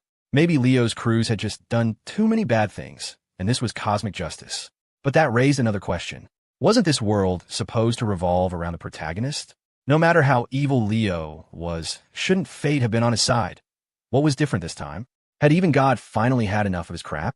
In a bedroom on the 2nd floor of the Vance estate, Zara Thorne's eyes sparkled. It was clear she was in a good mood. Chloe, what's this big secret? Why couldn't you say it in front of your parents? Chloe bit her lip, then took a deep breath. Zara, there's something I should have told you yesterday. Please forgive me for waiting until now. Seeing Chloe's grave expression, Zara's smile faded. She sensed that something was wrong. She nodded slowly. Go on. Yesterday, right after we left your family's estate, Leo Flynn sent his men to attack. Bang! Before Chloe could finish, Zara shot to her feet, her brow furrowed in a knot of fury. Her beautiful eyes seemed to burn with an inner fire. Chloe quickly grabbed her arm. Zara, wait, let me finish. None of your family members were killed. The casualties were all bodyguards. The tension in Zara's shoulders eased slightly, but her expression remained dark. Let go of me. They were still people. I know what you want to do, Zara. You want to go after Leo Flynn for revenge. Are you going to try and stop me? That's not what I mean. What I mean is, today, we already took care of it. We wiped out his entire operation. Not a single one was left. That's impossible. You've been with me most of the day. That's why you need to listen, Zara. I said we. It was me, Kate, and my cousin Mac. At that, Zara slowly sat back down on the bed, her anger giving way to stunned silence. Chloe let out a sigh of relief and quickly summarized the day's events. In essence, Asher had been the unwitting informant, and Catherine and Mac had been the swift, merciless executioners, wiping out all 5 of Leo's factions. It all made sense. They had barely left the Thorn estate when armed men showed up looking for trouble. Who else could it have been but a petty, vengeful man like Leo Flynn? Zara didn't regret making an enemy of him. She only regretted not acting sooner, not taking him out before he could do this. She would have gladly shouldered the blame and the condemnation to prevent last night's attack. Zara stood up again. Chloe, thank you for everything these past few days. But I have to go back. If you go back now, you're just going to get an earful, Chloe said, her voice laced with worry. I had Raina look into it. Your core family is all safe. She was already regretting bringing it up. She should have waited a few more days. The Thorn family was furious right now. The fact that not a single one of them had called Zara was proof enough. It wasn't that she had no allies at home. It was that her father, Marcus, was enraged. He had issued a decree. Anyone who dared to tell his daughter what had happened would be exiled from the family, no matter their status or past contributions. In truth, Marcus was trying to protect her. The dead couldn't be brought back to life. What good would it do for Zara to rush home now? A sad smile touched Zara's lips. If yelling at me makes them feel better, then let them yell. I know you're trying to protect me, Chloe, but I have to go back. Her mind was made up. Chloe knew there was no point in arguing. I'll drive you. Zara was about to refuse, but she saw the unyielding determination in Chloe's eyes. After a moment, she nodded. Okay. Meanwhile, at the smoldering ruins of one of the destroyed factions, fire trucks had come and gone, and the area was cordoned off with police tape. The fire was out, but all the electronic equipment had been destroyed. The evidence was all but gone, save for a few stray bags of narcotics that hadn't been incinerated. But compared to the vast digital trove that had been lost to the flames, it was barely anything. These bastards are disgusting. Try to destroy the evidence even as they were going down. Yeah, well, illegal possession of firearms and shooting at police officers is more than enough to put them away for good. The officers cleaning up the scene chatted as they worked. Nearby, Captain Miller was explaining to Captain Frank Nolan of the Major K Squad that the incredible intelligence had come from one of his own detectives. With his men's deaths avenged, Nolan was in a much better mood. He knew Catherine Young was considered the precinct's beauty, but at his age, with a family of his own, he didn't pay much attention to that sort of thing. I'll take the liberty of calling you Kate, he said with a genuine smile. You did an outstanding job today. I'm going to recommend you for a Class 1 commendation. If the commissioner says no, I'll camp out his office until he changes his mind. He instinctively started to raise a hand to pat her on the shoulder, a gesture of camaraderie, but stopped himself midway. Catherine was not only beautiful, but she also had the powerful Young family behind her. If she were a male colleague, he wouldn't have hesitated. But with all the young cops watching, it was better to maintain professional distance. Just doing my duty, sir. To protect and serve, Catherine replied, a faint blush on her cheeks. She felt a little awkward. In truth, the credit belonged to Asher. She wasn't the one who had uncovered the locations and details. She was just the courier. For a cop with a strong sense of justice, it felt a bit like she was taking credit for someone else's work. Captain Nolan, an officer, reported, jogging up to him. The computers are completely destroyed. The hard drives are melted. Forensics says there's no chance of recovery. Nolan's brow furrowed. That's a damn shame. At that exact moment, Catherine's phone rang. She glanced at the caller ID, Raina Gao. She was puzzled, but answered the call. Hey, is this Kate? I got something nice for you. I think you'll be very happy with it. It's no use to me anyway. Raina's voice was playful and teasing. Catherine blinked, momentarily confused. Raina? What are you talking about? The documents and files from the computers at those clubhouses you guys are cleaning up.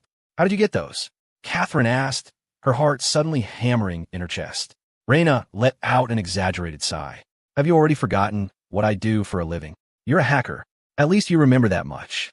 You called me Big Sis Raina, so that put me in a good mood. The files are all yours. Raina, thank you. You're my lucky star. You're the best. Catherine rarely showered people with praise, but this was a massive breakthrough. She blurted out every compliment she could think of. Raina just laughed it off as if it were nothing. A moment later, Catherine's WhatsApp pinged with 5 file transfers, each neatly labeled with the name of a faction. As it turned out, Catherine's call to Chloe, that small, seemingly insignificant act, had set everything in motion. Chloe had immediately contacted Raina and had Catherine forward the 5 locations. From there, it was child's play. With precise coordinates, Raina had roped in her brother, Kevin. The split was 100-0. She got 0, Kevin did all the work. Please, these low-level criminal enterprises with their garbage-tier security software, it wasn't even worth her time. The grunt work was perfect for Kevin. Even if the faction leaders had hired so-called computer experts to fortify their systems, those experts were amateurs in Raina's eyes. Captain Nolan. Catherine's face was alight with excitement as she hurried back to the group of detectives. Nolan and his colleagues were in the middle of a debrief. Seeing her approach, he paused, a broad smile on his face. Kate, what's up? She had done him a huge service today. Of course he was happy to see her. Whatever she needed, he would help if he could. Sir, I found the document from the destroyed computers, she said, getting straight to the point. The men around him stared at her as if she'd grown a second head. Officer Young, you can't joke about something like that. Holy crap.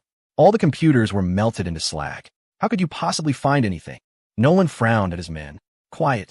Let her finish. He then turned back to Catherine, his expression changing back to a warm, encouraging smile. Kate, could you explain what you mean? She nodded. Of course, you couldn't recover data from a melted hard drive. The only way was to infiltrate the systems before they were destroyed, which is exactly what had happened. She didn't mention Raina by name. An act of vigilantism, this advanced, was something that would require a mountain of paperwork and formal reports. Hacking into 5 separate, secured criminal networks in a single afternoon? It was beyond belief. If they had sent the NYPD's own cybercrime unit, a team of a dozen elites, they might not have breached even one of those systems in that time. The official team was good, no doubt. But the criminals weren't idiots either. In a battle of equals, the defender always has the advantage. The defender can make mistakes. The attacker only needs to slip up once, get hit with a virus, and it's game over. After Catherine's explanation, Nolan and his men could no longer contain themselves.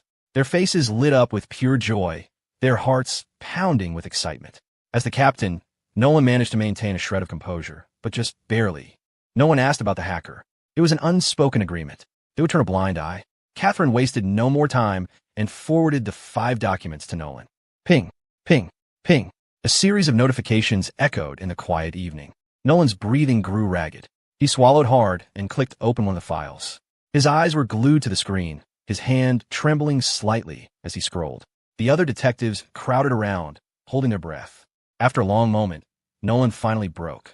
He threw his arms up in the air, dancing a little jig of pure, unadulterated joy. He looked like a man possessed. This is it. This is it. It's all here.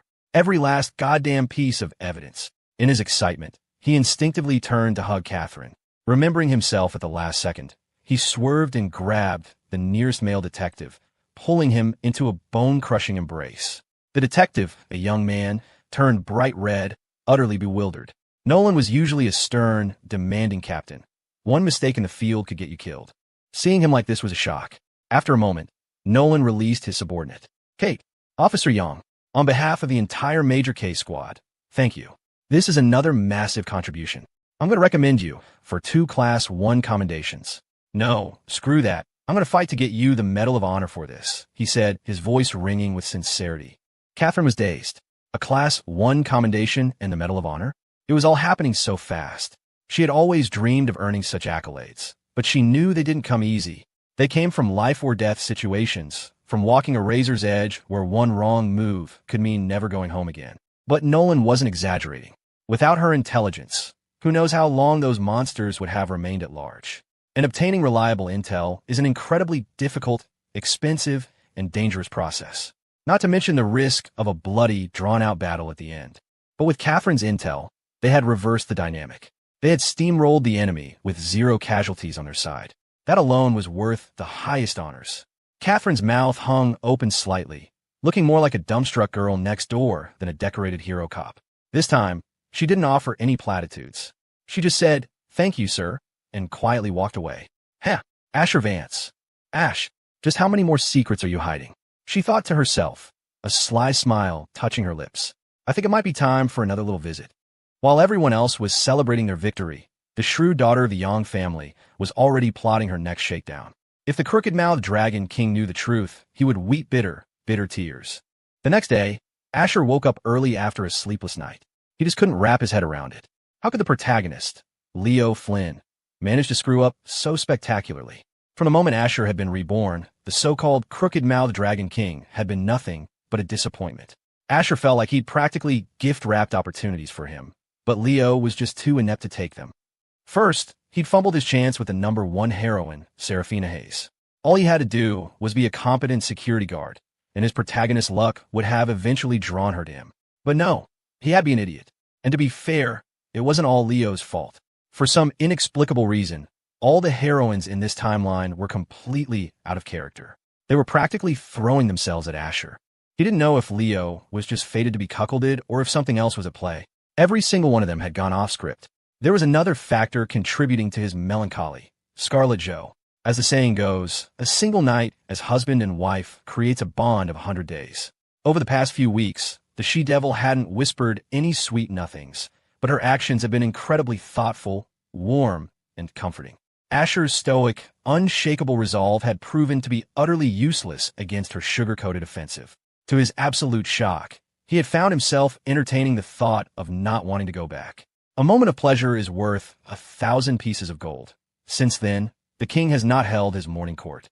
It was a battle between the rational and the emotional. People always talk about being rational, but that's easy when you're not the one in the hot seat. When you're the one being talked about, rationality goes out the window. Emotion takes over. Joy, anger, sorrow, fear, it's all emotion. Asher was a man, not a saint. In his past life, he could have been a great actor, a great director, dispassionately playing his part. But this time, he was trapped in the play.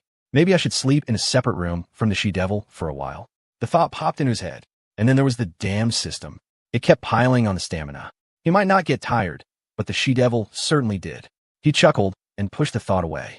He took Anya and headed to work. Today was the day Scarlett officially took over as the head of the Zhou family. There were only a few dissenting votes from relatives who clearly had no conscience. The rest were all in favor. Just as Asher's mindset had changed, so had the she-devil's. She used to be obsessed with power, believing that only what she held in her own hands was real. But now, her attitude had done a complete 180. All she wanted was a small family, to raise children, to pour her energy into them. The achievement she had craved, the one that would have cemented her legacy, the oil bond investment, Asher had already delivered for her. It was an unprecedented victory, a move that made even the world's most legendary investors call a miracle from God. After taking control of the family, she simply handed the day-to-day operations back to her father, Richard, content to offer advice from behind the scenes. Back in his office, Asher found himself listless. With Leo's factions gone, the main force he would have used to devour the Vance family was eliminated. It meant his momentum was broken. To cultivate a new force of loyal, die-hard soldiers in a short time was next to impossible. You could buy madmen to do your bidding, sure, but those same madmen would sell you out for a higher price. Asher's gaze fell on Anya, and he sank into deep thought. She was in her usual black pantsuit, her hair tied back in a sleek ponytail, exuding an air of sharp competence. Her looks were, of course, flawless. Her physique was toned and powerful from constant training. The thought that was making him hesitate was a dangerous one. That idiot Dragon King played himself right out of the game. What a moron. His own men turned on him. Serve him right. He must not have paid them enough. You get what you pay for, you cheap bastard. My hopes of going home are getting slimmer by the day. And that damn #Ewan at #Ewan system won't give me a straight answer. I'm so sick of this. Screw this plot. From this day forward, I'm rebelling against that idiot author. Ping. Congratulations, host. You have gained advanced Krav Maga mastery. Asher almost spat out his coffee. He had just been thinking it, and the system had rewarded him for it. Before he could process the implications, a wave of warmth spread from his core through his entire body. At the same time, Anya's eyes widened slightly. For the first time since he'd known her, her brow furrowed. She looked at him, her expression uncharacteristically curious. Asher felt her gaze, and the surge of fighting spirit that had just risen within him immediately plummeted. Oh crap, I almost forgot about this goddess of death. I might be tough and hard to kill, but my family is all soft and squishy. They wouldn't last 2 seconds against the Dragon Queen. My death is one thing, but I can't let anything happen to my family. Should I try to? Neutralize the Dragon Queen? Seduce her? She's human, right? She bleeds. Damn it. Or maybe sneak attack. No, I can't do that. She's been with me for so long. I'll have to find a way to fire her. Let her go. The kindest thing I can do. I'll bear all the pain myself. That crooked-mouthed Dragon King is too stupid. I have to rebel. It's the only way. The Dragon Queen is strong, but maybe I can hold my own against her. Worst case, I die. What the hell? What's she doing? Asher was startled out of his thoughts. Anya was suddenly right in front of him, their faces inches apart. Her bright, clear eyes stared directly into his. She wasn't wearing perfume, but a faint, pleasant scent wafted from her. Her lips parted, and for the first time, Asher saw an expression on her face other than blank indifference. Was that a smile? Do you want to kill Leo Flynn? She asked, her voice calm and even. I will help you. Do you want to kill Leo Flynn? I will help you. Asher was stunned into silence. He kept his face a perfect neutral mask, but inside, his mind was a raging storm. Holy crap. What does she mean by that? She's going to help me kill her own boss. Wait, that's not the most important part. The most important part is, how did you know what I was thinking? He opened his mouth to speak, but no words came out. He didn't dare make a move. For all he knew, this was a trap. After spending so much time together, it wasn't impossible that she had figured out his thought patterns. This could be her predicting his rebellion, getting him to confess before she took him down. He could already imagine 100 different ways he could die. You're wondering how I know what you're thinking, aren't you? Anya stated flatly, verbalizing his exact thoughts. Asher jumped. Seeing that she wasn't making any other moves, he gave a hesitant nod. Anya's lips parted. I don't know when you figured out my identity, but I'll be honest. I don't like Leo Flynn. So, I've decided to help you kill him. The eyes are the windows to the soul. Sometimes, all it takes is a single look to build trust. Staring into Anya's bright, clear eyes, devoid of any deceit, Asher found himself believing her. But it was just so. Out there. I don't like him, so I'll kill him. That was definitely her style. The poor, cuckolded Dragon King was going to be devastated. The shock was immense. Asher took a moment to compose himself. How am I supposed to believe you? He didn't care how she knew. All he wanted was a definitive answer. Gaining Anya as an ally would be an incredible advantage. If he was going to rebel, he was going all in. The last thing he wanted was for this to be some elaborate ruse, a pincer movement with the crooked-mouthed Dragon King to take him out. If that happened, he wouldn't even have a chance to cry. As he was lost in thought, Anya moved without warning. She leaned in and kissed him. This time, it was more intense than ever before. Her face was still a mask of indifference, but out of the corner of his eye, Asher could have sworn he saw a faint blush creep up her cheeks. At that exact moment, the office door swung open. Bang! Mr. Vance, you have a meeting this after, what? Jasmine Zhang's eyes went wide as saucers, her mouth hanging open. Oh my God, what was she seeing? Her boss was making out with his bodyguard in the middle of the office. Ugh, the shame, the absolute disgrace. Her throat went dry. She swallowed hard. She sniffled, and then, to Asher's utter horror, she silently backed out of the room, gently closing the door behind her. An eternity seemed to pass before Anya finally broke the kiss. Pup! Asher gasped, gulping in fresh air. Anya calmly took a tissue from the box on his desk and elegantly dabbed her lips. Then, whether intentionally or not, she muttered something she never had before. Getting better at this. Asher's face turned black. What could he even say to that? He wanted to object, but she wasn't wrong. After a moment of silence, Anya looked at him, her face back to its usual blank slate, save for the faint hint of pink on her cheeks. Do you believe me now? She asked, her voice even. He stared at her. She stared back. Neither of them spoke. In that moment, something clicked for Asher. Anya might be socially awkward, but she was far from stupid. Would a woman with her personality kiss a strange man? Never, unless she had acknowledged him on some level. Forget kissing. If you so much as grabbed her hand without permission, you'd be lucky to keep your arm. A shiver went down his spine as another, much bigger realization hit him. This was her pledge of allegiance. But it was a pledge she had seemingly made a long, long time ago. He remained silent. Anya waited patiently. After another long moment, having finally processed the bombshell revelations, Asher spoke. All right, I believe you. The words were barely out of his mouth when Anya leaned in again. Wait! Asher threw his hands up to stop her, but it was too late. Half an hour later, Anya finally released him. My lips are numb. Holy hell. How was the Dragon Queen even more intense than the She-Devil? Is it because of her ancient martial arts training? The She-Devil is a normal person, but the Dragon Queen is a cultivator. So, setting aside the systems. Enhancements. Does that mean we're on equal footing now? Okay, one major threat has been neutralized, but there's still another one, Cassandra Lee. I wonder what her situation is. Should I ask the Dragon Queen to act as an envoy? Invite them, execute them, or make them my dogs? Well, make them my allies. Asher didn't know how much intel Cassie had already leaked to Leo, but he was willing to let it slide. All he wanted was to eliminate the son of fortune, Leo Flynn. Once he was gone, Asher would be safe.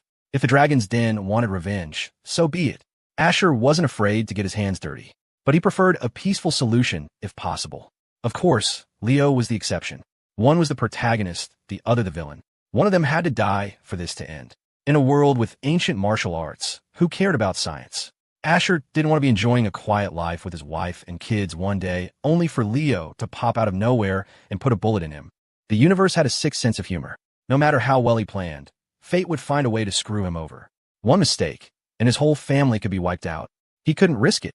I'll go talk to Seraph. We're on good terms, Anya said suddenly. Asher gave her a complicated look. Oh, I know what kind of good terms you two are on. Ahem. Just do what you can. Don't force it. He paused, then asked, what are the chances you can get her to flip? Anya knew he was still skeptical, so she did something that left him speechless. She smoothly drew the razor-sharp dagger she always carried. It danced in her hand, a blur of silver light, her fingers moving with impossible dexterity. 100%, she said, her eyes glinting like the steel in her hand. Asher Vance drew in a sharp breath. They say you get an education so you can speak calmly to idiots, and you learn to fight so idiots will speak calmly to you. In that moment, Asher achieved enlightenment. He had to try and stop her. The Dragon Queen marching into an office with a knife was bad. Bad for optics. The people in there were civilians. If they called the cops and got her arrested, it would be a massive headache. And make no mistake, Asher wasn't afraid of what the police might do to Anya. He was terrified of what Anya, in a fit of pique, might do to the police. Then he'd be the one bailing her out of a holding cell downtown. Who was the real victim here? Hey, Anya, he started, clearing his throat.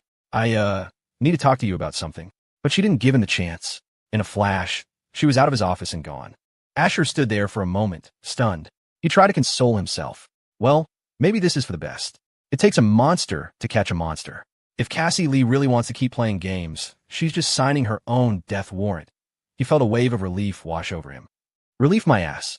Asher shot up from his executive chair, his expression a tangled mess of panic and frustration. Anya, get back here. He bolted after her. With the Dragon Queen's unique personality, she was liable to start swinging first and skip asking questions entirely. Injuring someone was one thing. A dead body was a whole other level of paperwork. Asher couldn't stand the thought of seeing the Dragon Queen behind bars. He wouldn't let that happen. In a more secluded wing of the Vance Corporation Tower was a studio-like office that housed some of the company's top female talent. At the moment, a half-dozen beautiful women were gathered, periodically glancing toward their manager's office door, their brows furrowed with unspoken anxieties. Suddenly, the main door swung open and a figure strode in, startling them. The newcomer didn't even glance their way, making a beeline straight for the manager's office. The women's expressions shifted rapidly, from curiosity to alarm, and finally to desperate urgency. They all stood, moving to intercept. Excuse me, please wait. If you have a question, you can talk to us. That's right, ma'am. Whatever the issue is, we can help. Cassie is taking a nap and doesn't like to be disturbed. They had all experienced Cassie Lee's methods firsthand. They were terrifying, soul-crushing. Just thinking about her inhumane techniques made them shudder. The tears in my heart flowing like a river. But it wasn't all bad. Cassie had taught them a lot, like a ruthless but effective mentor. She wasn't a good woman, but she was an undeniably good teacher. And putting the lessons aside, as Cassie's protégés, the pay was outrageously good. Their base salaries were already generous for the industry, around $20,000 to $30,000 a month. But since becoming Cassie's favorites, they were each clearing over $80,000 a month. Plus, Cassie was teaching them how to land a rich man. In theory, anyway. Practical application had to wait for 3 years. After their contract was up and Cassie's interest inevitably waned. They formed a line in front of Anya, but it was useless. With a few nimble steps, Anya flowed around them like water and arrived at the office door. Knock, knock, knock. The sharp, insistent rapping echoed through the quiet space. From inside, there was a sudden shuffling sound, followed by the rustle of fabric. Who is it? A pleasant, melodic voice called out, though it was laced with irritation.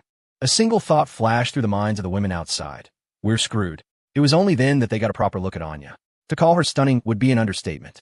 The women exchanged nervous glances, a silent conversation passing between them, born from months of working and living in close quarters. She's gorgeous. It's over. Is she going to become one of us? Almost definitely. Then we have to warn her. We can't let her fall into the lion's den. They wanted to pull Anya away, but the Dragon Queen gave them no opportunity. It's me, Anya said, her voice flat. You have 30 seconds to come out. Crash. The sound of something heavy falling to the floor came from inside the office. What happened next left the women utterly speechless. Cassie's voice, now stripped of its annoyance, called out, laced with an unfamiliar urgency. Coming right now. Beyond the urgency was that. A hint of terror. What the hell was going on? They had never seen Cassie lose her composure like this. In less than 20 seconds, the door flew open. A disheveled Cassie Lee stood there in a long, white blouse, smudges of lipstick still visible on her face and neck. But there was no anger on her face. Instead, she was plastered with a wide, almost manic smile. Anna, what brings you here? Anya just stared at her, silent. The onlooking women felt their worldview shatter once more. So, the invincible she-devil who ruled their lives had someone she was afraid of. Cassie's heart hammered in her chest. Her eyes darted to her stunned employees. What are you looking at? She snapped. Don't you have work to do? Scram. Go on, get back to your desks. Don't just stand there gawking. It's unprofessional.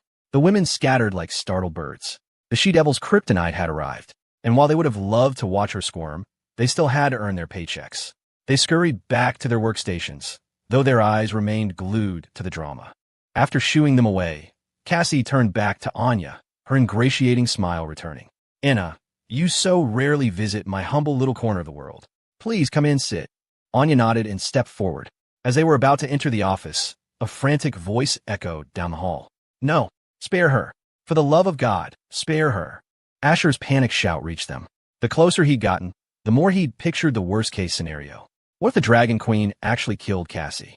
Leo Flynn would get wind of it, and Asher's entire plan would go up in smoke. Forget dealing with Leo. If Anya committed murder on company property, not even he could get her out of that. He'd grown fond of his tail-swinging, emotionally stunted bodyguard. The thought of losing her left a hollow ache in his chest. He had braced himself for a bloodbath. So when he skidded to a halt and saw the two women standing there in perfect, nonviolent harmony, he was, to put it mildly, completely and utterly baffled. Baffled had just opened the door for his baffled grandmother, who was visiting his baffled grandfather. No, spare her. For the love of God, spare her. Asher's cry froze Anya and Cassie in place. The other women in the studio all whipped their heads toward the source of the shout. A moment later, Asher Vance appeared in the doorway, panting. Whoa, is that Mr. Vance? Oh my God, he's actually here. It's been so long. He's gotten even hotter. Are you blind? My man has always been dazzling. Excuse me, your man? The nerve. He's obviously my husband. I know for a fact he has abs. The studio erupted in excited chatter. Compared to the tyrannical Cassie, Asher was a harmless, adorable kitten. He didn't exude any of that terrifying boss energy. Cassie's own eyes were fixed on Asher's impossibly handsome face, a face the system had buffed with so many layers of charm it had undergone a qualitative change. Even for Cassie, the self-proclaimed queen of sapphic desire, the sight sent a jolt through her. A strange blush crept onto her cheeks as her heart began to flutter erratically. Thump, thump, thump, thump. The sensation was so alien it startled her. She'd never felt anything like it in her life. Anya tilted her head, her expression a blank canvas of confusion. Spare who? At her question, the women finally tore their gazes away from Asher. Feeling a dozen pairs of eyes on him, Asher met the stares of the flock of beautiful employees, his own face a mask of forced calm. He offered a weak, awkward laugh. Oh, that. I was talking about this really fun mobile game. You know, start with a mythic blade, gear drops by fate. I wasn't yelling at you. As long as I'm not embarrassed, someone else is. As a CEO, Asher didn't owe anyone an explanation. He could fire whomever he wanted, whenever he wanted, without giving a reason. He'd expected his lame excuse to be met with an awkward silence. But the reaction was the complete opposite. Boss, are you going to get us into the game? I love games.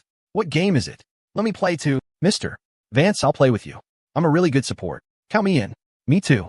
Their enthusiastic response was so far from what he'd anticipated that the office suddenly felt like a party.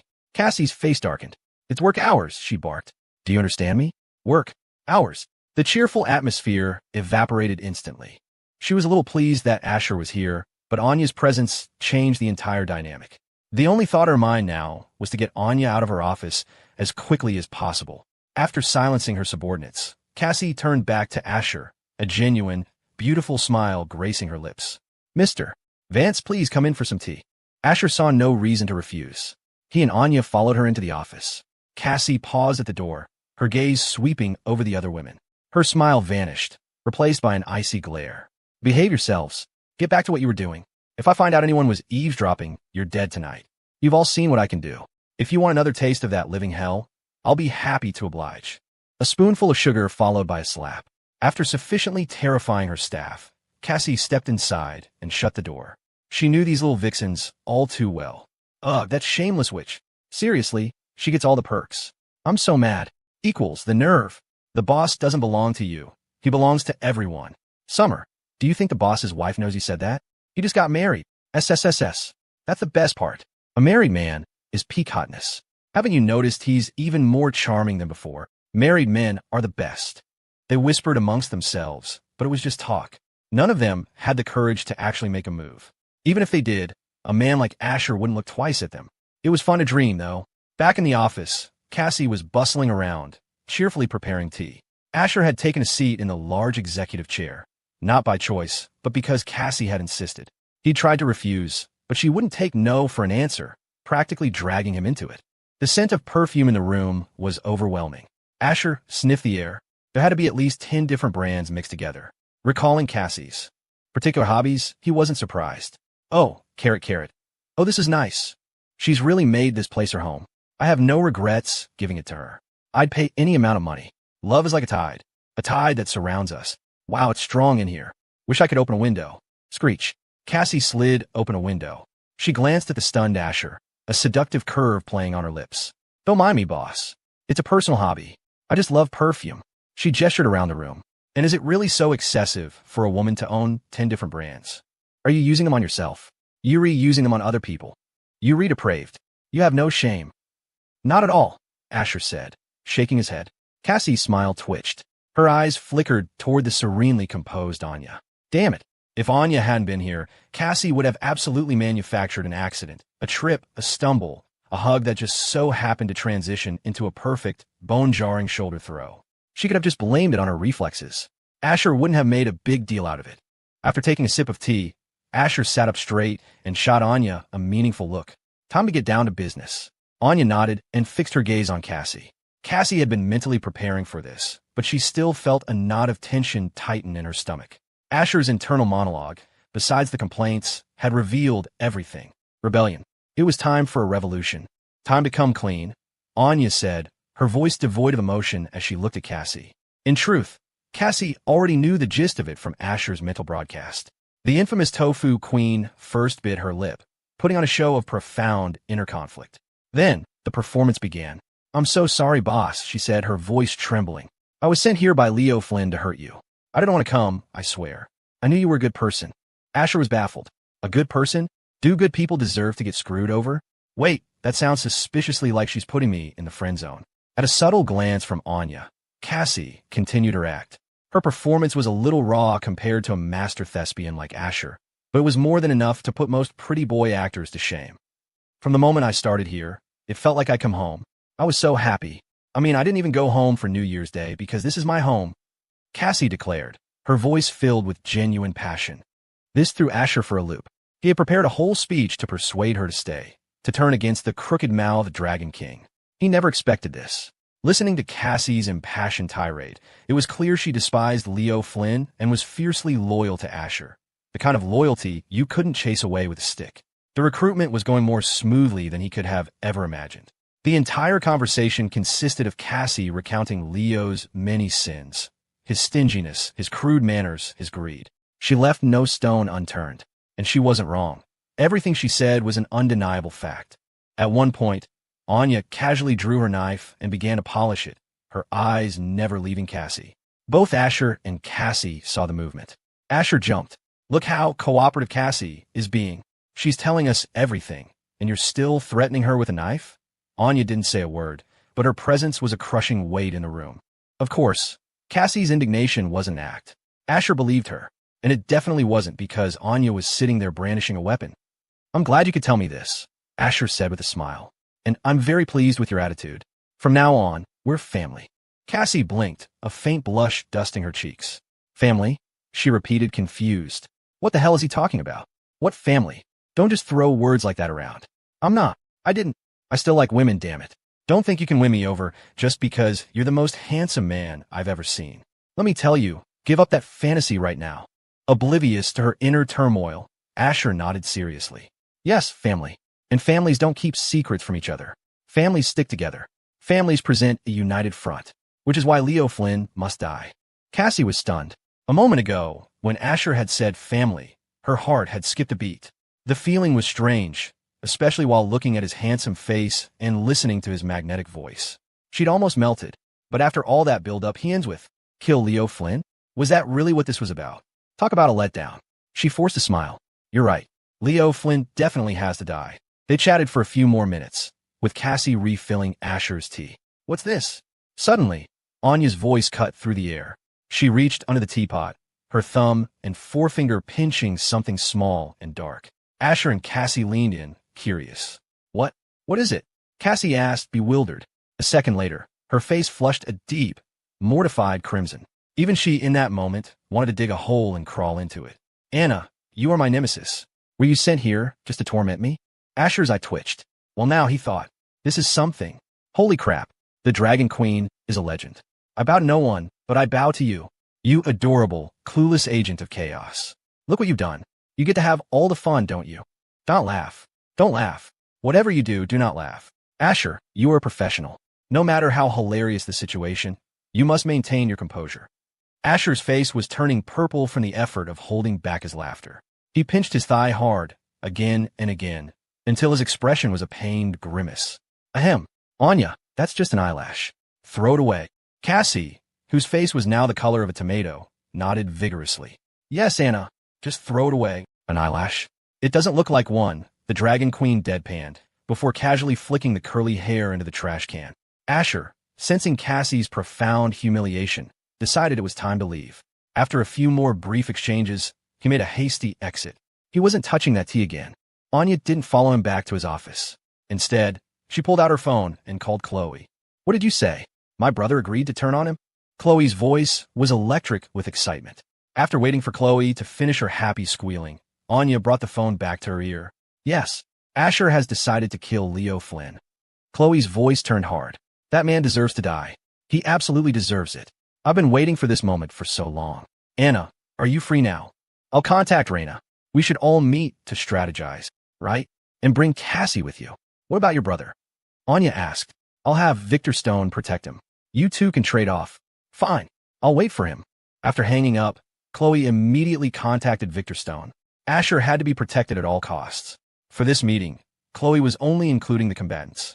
She deliberately left out Jessica Young, Lena Unn, and Serafina Hayes.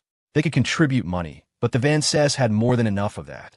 Besides, telling them would only complicate things without helping. Chloe wanted no more loose ends. This time, if they got a lock on Leo Flynn's location, they were going to end him. At the Gao family estate in Greenwich. No way. Chloe, your brother finally came to his senses? Raina Gao's large, expressive eyes were fixed on Chloe. She had already set numerous traps for Leo Flynn, deep, intricate ones. She knew that once Leo figured out the truth, he would come after her. As a professional hacker with a strong sense of self-preservation, she wasn't about to let that happen. The best defense was a good offense. Neutralize all potential threats. Chloe nodded, a wide smile on her face. He did. He's done following that so-called plot. Good for him. It was a dead end anyway, Raina said, crossing her arms. Zara Thorne, who had been sitting quietly, felt the tension in her brow release. A small smile touched her lips. Since returning to the Thorne family estate, her parents and relatives hadn't said much, but sometimes the cold shoulder was more punishing than any weapon. After a bit more small talk, Chloe brought them back to the main point. The priority now is to find Leo Flynn's location. He's in the shadows, and we're in the light, which puts us at a huge disadvantage. If that mad dog finds out we were behind the raids on his factions, he'll try to take us all down with him. Zara's expression turned to ice. He thinks he has the guts? He doesn't have the strength to take anyone down with him anymore. Yesterday's operation had torn out the tiger's teeth, destroying 5 of Leo's most important crews. On top of that, Anya and Cassie had defected, and Raina's own prodigy of a little brother, Kevin Gao, had not only switched sides, but had also wreaked havoc on the Dragon's Den infrastructure. Chloe's smile wavered. She nodded, then shook her head. He may not have the strength, but he can still go after the people around us. We can protect ourselves, but what about Jessica, Lena, and Serafina? Chloe had hit on the critical issue. The other women fell silent. The two with the most insight were Cassie and Anya. The Dragon Queen, aside from assassination, not much else held her interest. Cassie, however, knew Leo Flynn inside and out. Vindictive, petty. If you so much as bumped into him, he'd want to bite your head off. Here's what I propose, Cassie said. Until we eliminate Leo, Jessica, Lena, and Serafina shouldn't go out at night unless absolutely necessary. We need to keep them away from that rabid dog. It would be best if they hire more bodyguards, ones with real skills. Once this is over and the threat is gone, they'll be safe. The others exchanged glances. It was a solid plan. Anya, idly twirling her dagger, spoke up in her usual flat tone. All this talk just leads back to one thing. The only correct path is to kill the Dragon King as soon as possible. All eyes turned to Reyna. Reyna, have you found his location yet? Reyna frowned. I have a few possibilities. The Marcos estate in Jersey, a penthouse in a building called the Violet Garden, another villa on the waterfront. But his movements are erratic. There's no pattern. Cassie sneered. Just like the old Leo, the cunning rabbit with 3 burrows. Anya said, then let's each watch one place. No, that's too risky, Chloe countered immediately. A cornered snake is still dangerous. Leo's fangs may have been pulled, but his own martial arts skills are still formidable. If we split up, we'll be picked off one by one, like trying to rescue family from a well and falling in ourselves. Chloe had experienced Leo's tenacity firsthand. The man was unnaturally hard to kill. Give him a single moment to breathe, and he'd disappear to some godforsaken place to lick his wounds, only to return stronger than before. He was like a cockroach. You had to kill him in one shot to make sure he stayed down for good. Ugh, Reyna groaned, clutching her head. My power is limited. The area I can scan is too small. If I could just get access to the city's official surveillance network, finding him would be a piece of cake. She had been trying her best for days, and she swore she was losing hair over it. New York City was massive. Reyna could only effectively monitor a fraction of it. The rest was a blind spot. Reyna, if I get you access to the official network, can you lock him down? Chloe asked, seizing on the key point. Reyna's mood flipped instantly. She shoved a handful of chips in her mouth and adopted an expression of supreme confidence. Just get me in. You'll see whether Leo Flynn lives or dies. If you want, I can even get you an uncensored, high-def photo of his bare ass and leak it online for the whole world to see. Not just killing him, but utterly destroying him. That was Reyna's style. The others weren't interested in seeing such a cursed image, but broadcasting it online for the trolls to feast on was an excellent way to shatter Leo's ego. Under the pressure of that kind of public humiliation, his mind would break. Then a few well-placed bullets, and his body would break too. A double victory. Even someone as shameless as Leo would be mortified. Chloe coughed. Leave the official access to me. I have a way. Really? Reyna's eyes lit up, crumbs of chips still clinging to her lips. Chloe nodded seriously.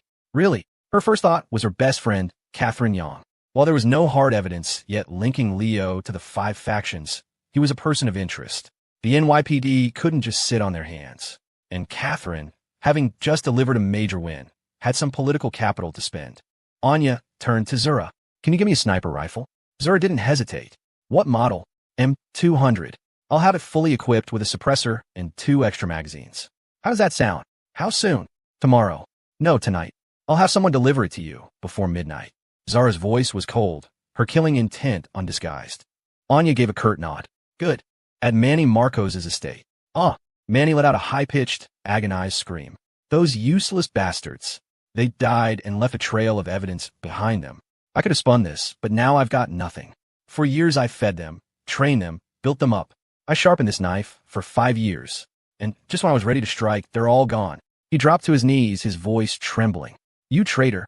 You should have just brought the cops straight to me. Come and get me. I'm the one behind it all. I'm their boss. It was a painful realization. He was practically weeping. Manny had been the one on the ground, handling the logistics for those 5 factions. Nominally, Leo Flynn was the boss, but in many ways, Manny was the one who ran the show. He didn't care that the men were dead. He cared that they'd been stupid enough to leave evidence. Evidence that directly implicated him and his family. When he got the news, he felt like his world was splitting apart. Goddamn morons. I told them 1,000 times, destroy the evidence first. But no, they choke at the critical moment. They deserve to die. Leo Flynn stood nearby, watching in silence. His own face was a dark thundercloud. 10 years he'd spent sharpening his sword, all for a single, decisive strike. Now, the sword itself had been shattered. How could he possibly remain calm? Leo glanced at the time, his pained expression flickering for a second. Julian should be here soon. The name snapped Manny out of his despair. He pushed himself to his feet, and the two men exchanged a look. A few moments later, a voice boomed from outside. "Brother Leo, where are you? Where are you?" Before they saw him, they heard him. The door to the upstairs loft burst open, revealing Julian Nightmare Kai and Manny's butler.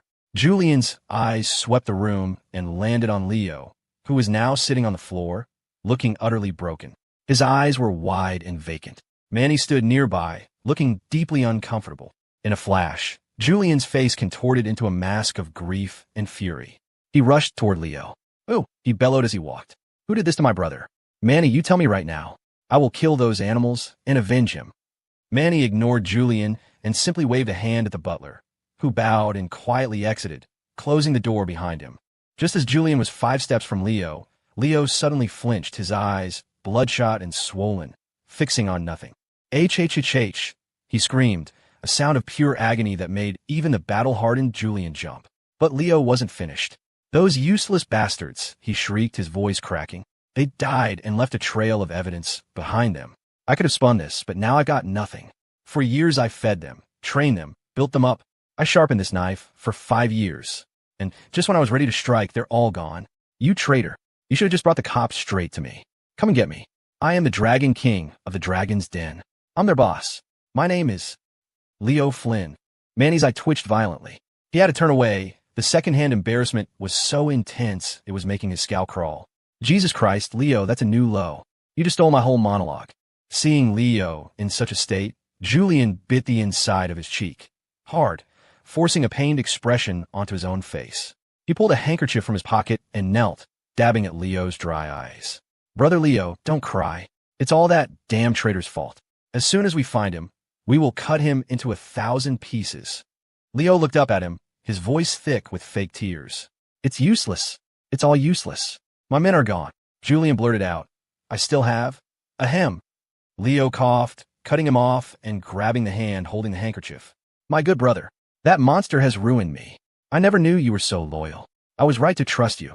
Julian's smile felt frozen on his face. "What the hell is going on? I feel like I just got played, but I have no idea how." "My brother," Leo said, his voice now weak. "Help me up." Julian pulled Leo to his feet. Leo sniffed dramatically. Now was not the time for Julian to find out that the police had information that could incriminate Manny's family. If Julian knew, with his personality, he'd be the first one to jump ship. Leo was done playing nice. He would use any means necessary to bring down the Vance family. Once their fortune was his, he would finally be free. Why were some people born into a world of Rolls Royces and luxury, while he was born an orphan, starving and cold? He refused to accept it. Back when he was overseas, the resentment hadn't been so sharp. But returning to New York, especially after meeting a spoiled brat like Asher Vance, had pushed him over the edge. He had come to this city for 3 things. Justice, and more goddamn justice. He would redistribute the wealth. He would make the Vance fortune his own. He would tear down the sky itself if it stood in his way. "I'm going to rebuild my forces and launch a full-scale assault on the Vance family," Leo announced. Julian's eye twitched, but then he remembered that Leo still had Anya and Cassie, his 2 trump cards, in his back pocket. That was enough to make the plan seem plausible. "Brother Leo, what's your strategy?" An excellent question. A confident, cunning smile spread across Leo's face. He snapped his fingers. "Right now, Vance Corporation is at its peak, but a tall tree catches the wind. There are plenty of people who depend on the Vances for business, but I guarantee there are just as many who are praying for that tree to fall so they can pick at the corpse. After so many years on top, the Vances have made countless enemies. We will be the vanguard, the ones who strike the first blow for justice, and for a world where no one has to suffer in poverty." He leaned in, his voice dropping to a conspiratorial whisper. "First, we go to the media. We'll leak stories about their brutal work culture, how they profit from blood money. We'll dig up every piece of dirt we can find. If there's nothing to find, we'll create it. A corporation that big has to have skeletons in its closet, things they've paid to keep quiet. We'll just pay to dig them back up. I will be the one to expose their sins. I am the sworn enemy of evil." By the end, Leo was practically shouting, his suppressed emotions pouring out. He was a hero forged by circumstance, a hero who would shape reality itself. His passion was infectious. Julian was completely drawn in.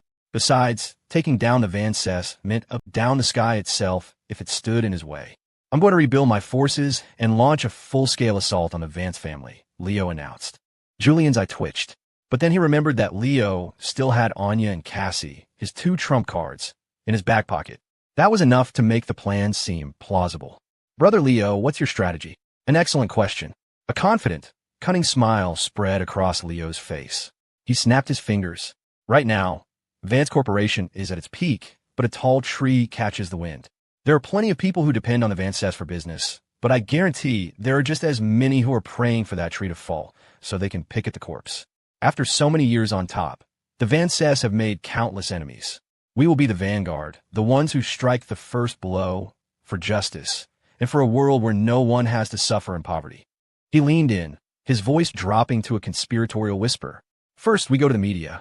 We'll leak stories about their brutal work culture, how they profit from blood money. We'll dig up every piece of dirt we can find. If there's nothing to find, we'll create it.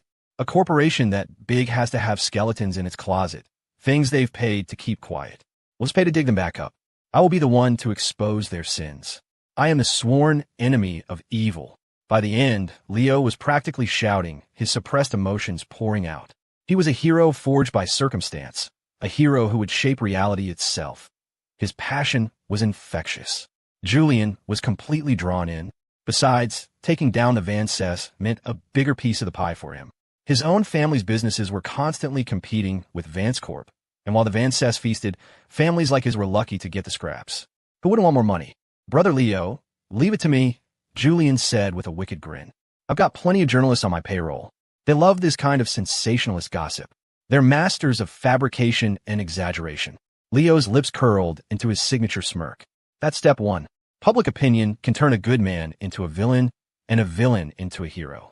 It's all about controlling the narrative. We have to seize this chance, drop bombshells, create chaos, and teach that useless brat Asher Vance a lesson. His eyes gleamed. Step two. Put Asher in a hospital for a month. Break his arms and legs. Let his parents and his new wife deal with that headache. With Vance Corp in chaos, we'll have more opportunities. The final step is to dismantle them piece by piece. Once the family is broken, it will be the perfect time to kick them while they're down. Dogs will always fight over a piece of meat. Leo paused, his expression turning solemn, righteous. I, Leo Flynn, will make the whole world understand one thing. Without the Vance family, the earth will still turn. Without the Vance family, the sun will still rise. Manny and Julian felt a jolt. The sheer audacity of his words was captivating. They were completely won over. As the Dragon King, Leo Flynn possessed a strange, undeniable charisma. Manny felt like he was seeing the light again. Julian felt like this could actually work. He immediately began to strategize with Leo. Meanwhile, at an NYPD precinct in Manhattan, Reyna wants to use our official surveillance network? Okay, well, that's not impossible, but I can't authorize it myself. I'll have to ask. Yes, don't worry, I'll do everything I can. Catherine Young hung up her phone and let out a long breath. Before, the idea of killing Leo had weighed on her. To bypass the law and execute someone who technically hadn't been sentenced to death went against everything she had been taught to believe. But after learning the true extent of Leo's crimes, her perspective had done a complete 180. The man was a monster in human skin. Any person with a decent moral compass would agree he deserved to die. His 5 factions had ruined countless lives and destroyed so many families. Against a villain like that, Catherine's tolerance was zero. She frowned. She knew the truth, but no one else did. In the Criminal Investigation Division, Captain Nolan, just as you suspected, there's more in these evidence files. We couldn't find any prior communication between the 5 factions, but according to these documents, they were all connected. Good. Keep digging. Don't miss a single detail, Captain Frank Nolan ordered, his hawk-like eyes sharp. Years of experience told him this was much bigger than it looked. Yes, sir. The officer nodded and left. A moment later, another officer appeared at his door. What is it? Nolan asked. Captain, Officer Young is here to see you. She says it's important, and she needs to speak with you alone. Nolan was surprised, but nodded. Send her in. Catherine entered his private office to find the formidable captain of the CID personally brewing her a cup of tea. Officer Young, please, have a seat, Nolan said with a warm smile. This is a special reserve green tea I've been saving. It's not every day you grace my office, so I had to break out the good stuff. The intelligence Catherine had provided had closed a major case for him. He was genuinely grateful. She accepted the cup. She was here to ask a favor, after all. Her own clearance level wasn't high enough to access the city surveillance network. Even her own captain couldn't authorize it. But Nolan was different. Catherine took a sip before getting to the point. Captain, I need to request access to the department surveillance system to locate a person of interest. Nolan paused. He had access, but it wasn't something he could grant lightly. Can you tell me why? Catherine chose her words carefully, following the script Reyna had given her. We believe there's another party behind these factions, a mastermind. She wasn't just speculating. And as a cop, she knew the proper channels. She didn't want to put Nolan in a difficult position. Slam! To her surprise, Nolan slapped his desk and shot to his feet. How do you know that? His tone told her he was already on the same track. Her confidence surged. She explained that the information came from the same tech expert who had decrypted the evidence files, without revealing Reyna's name. Reyna's skills were now legendary within the department. The immediate threats had been neutralized, but a larger, hidden danger remained. Nolan couldn't stand for that. He thought for a moment, then gave a firm nod. All right, I'll help you. The tension in Catherine's face melted away, replaced by a relieved smile. Thank you, Captain. We're all just serving the people, he said, waving it off. When is your friend coming? I need to give the tech department a heads up. Let me ask. Catherine excitedly pulled out her phone and texted Reyna. A moment later, she frowned, an awkward expression on her face. Noticing her hesitation, Nolan prompted. What is it, Officer Young? You can speak freely. Well, she said sheepishly, my friend isn't coming. She said she'll just send over a USB drive to plug into the computer. Absolutely not. Nolan rejected the idea instantly. What if it compromised the entire network? Catherine knew it was a long shot. They negotiated back and forth. Finally, Reyna relented, agreeing to come in person, but only if she could wear a mask, sunglasses, and be completely covered. And when she was working, only Nolan and Catherine could be in the room. After a great deal of persuasion, Nolan gritted his teeth and agreed. The lead was too important. It seemed Reyna had already found evidence in the files that pointed to a much larger organization. Besides, Nolan thought, I'll be there watching. What kind of trouble can she really cause? An hour later, after Nolan had pulled some strings with his friend, Captain Davis, who headed the tech department, a man who had absolute faith in the security system he'd built, they were ready. That old bastard made me promise him a bottle of my reserve bourbon. Nolan grumbled with a laugh. What kind is it? Catherine asked. If you like it, I'll buy you a case. Nolan almost choked. The glare of late-stage capitalism was blinding. No need, it's nothing fancy. A few minutes later, an officer escorted someone into the room. The person was wrapped in so many layers of clothing, from a heavy coat to a thick scarf, mask, and sunglasses, it was impossible to tell if they were male or female. If Nolan hadn't given the order, security would have tackled Reyna on sight. Reyna, you didn't have to go this far, did you? Catherine chuckled. Nolan's eye twitched. Reyna's fashion choices were unique. He cleared his throat. You must be the anonymous citizen who provided us with the crucial intel. On behalf of the department, thank you. Your actions have saved countless families. Reyna waved a dismissive hand. No big deal. The person who looked like a walking laundry pile added, her voice muffled. I've caught a cold recently, and I have social anxiety. That's why I'm dressed like this. Social anxiety? You? More like social supremacy. Nolan just smiled. He figured geniuses were allowed to be eccentric. Soon, Reyna got down to business. She produced a USB drive from a pocket and plugged it into a high-powered workstation. A series of security pop-ups appeared. Who designed this system? She muttered. It's so clunky. This protocol, and this one here, are completely outdated. My little brother could hack this. He'd say even a dog wouldn't use it. Somewhere across town, Captain Davis sneezed. Is someone talking about me? Back in the server room, the rhythmic clatter of a keyboard filled the air. Reyna's fingers flew across the keys so fast they were just a blur. Nolan, who had been worried she wouldn't know how to operate their system, felt his jaw go slack. Images flashed across a dozen monitors, appearing and disappearing in an instant. Leo Flynn's face popped up, and a map of New York City began to rapidly narrow its focus. She was doing the work of 10 technicians, faster than they ever could. Nolan was in awe. A single thought crossed his mind. He had to recruit her. If she refused, he'd just have to lock her up, not in a cell, but in a database, as a priceless city asset. About 30 minutes later, several bright red dots pulsed on the main screen. Reyna leaned back, her eyes gleaming. Oh yeah, I am the best. Done. Captain Nolan and Catherine snapped back to attention, their eyes fixed on screen. Nolan was bewildered. All he saw were a few locations marked on a map. That wasn't what he wanted. He wanted evidence. He wanted leads. What was this? Had she come all this way just to play private investigator? This isn't quite what I was expecting, he said, his voice strained. Reyna, realizing his confusion, pulled another USB drive from her pocket and handed it to him. Everything you want is on here. I organized it for you. Nolan stared at the small piece of plastic in his hand, dumbfounded. A stampede of 1,000 curses galloped through his mind. You had the evidence this whole time? You could have just led with that. Ignoring the stunned captain, Reyna pointed to the screen.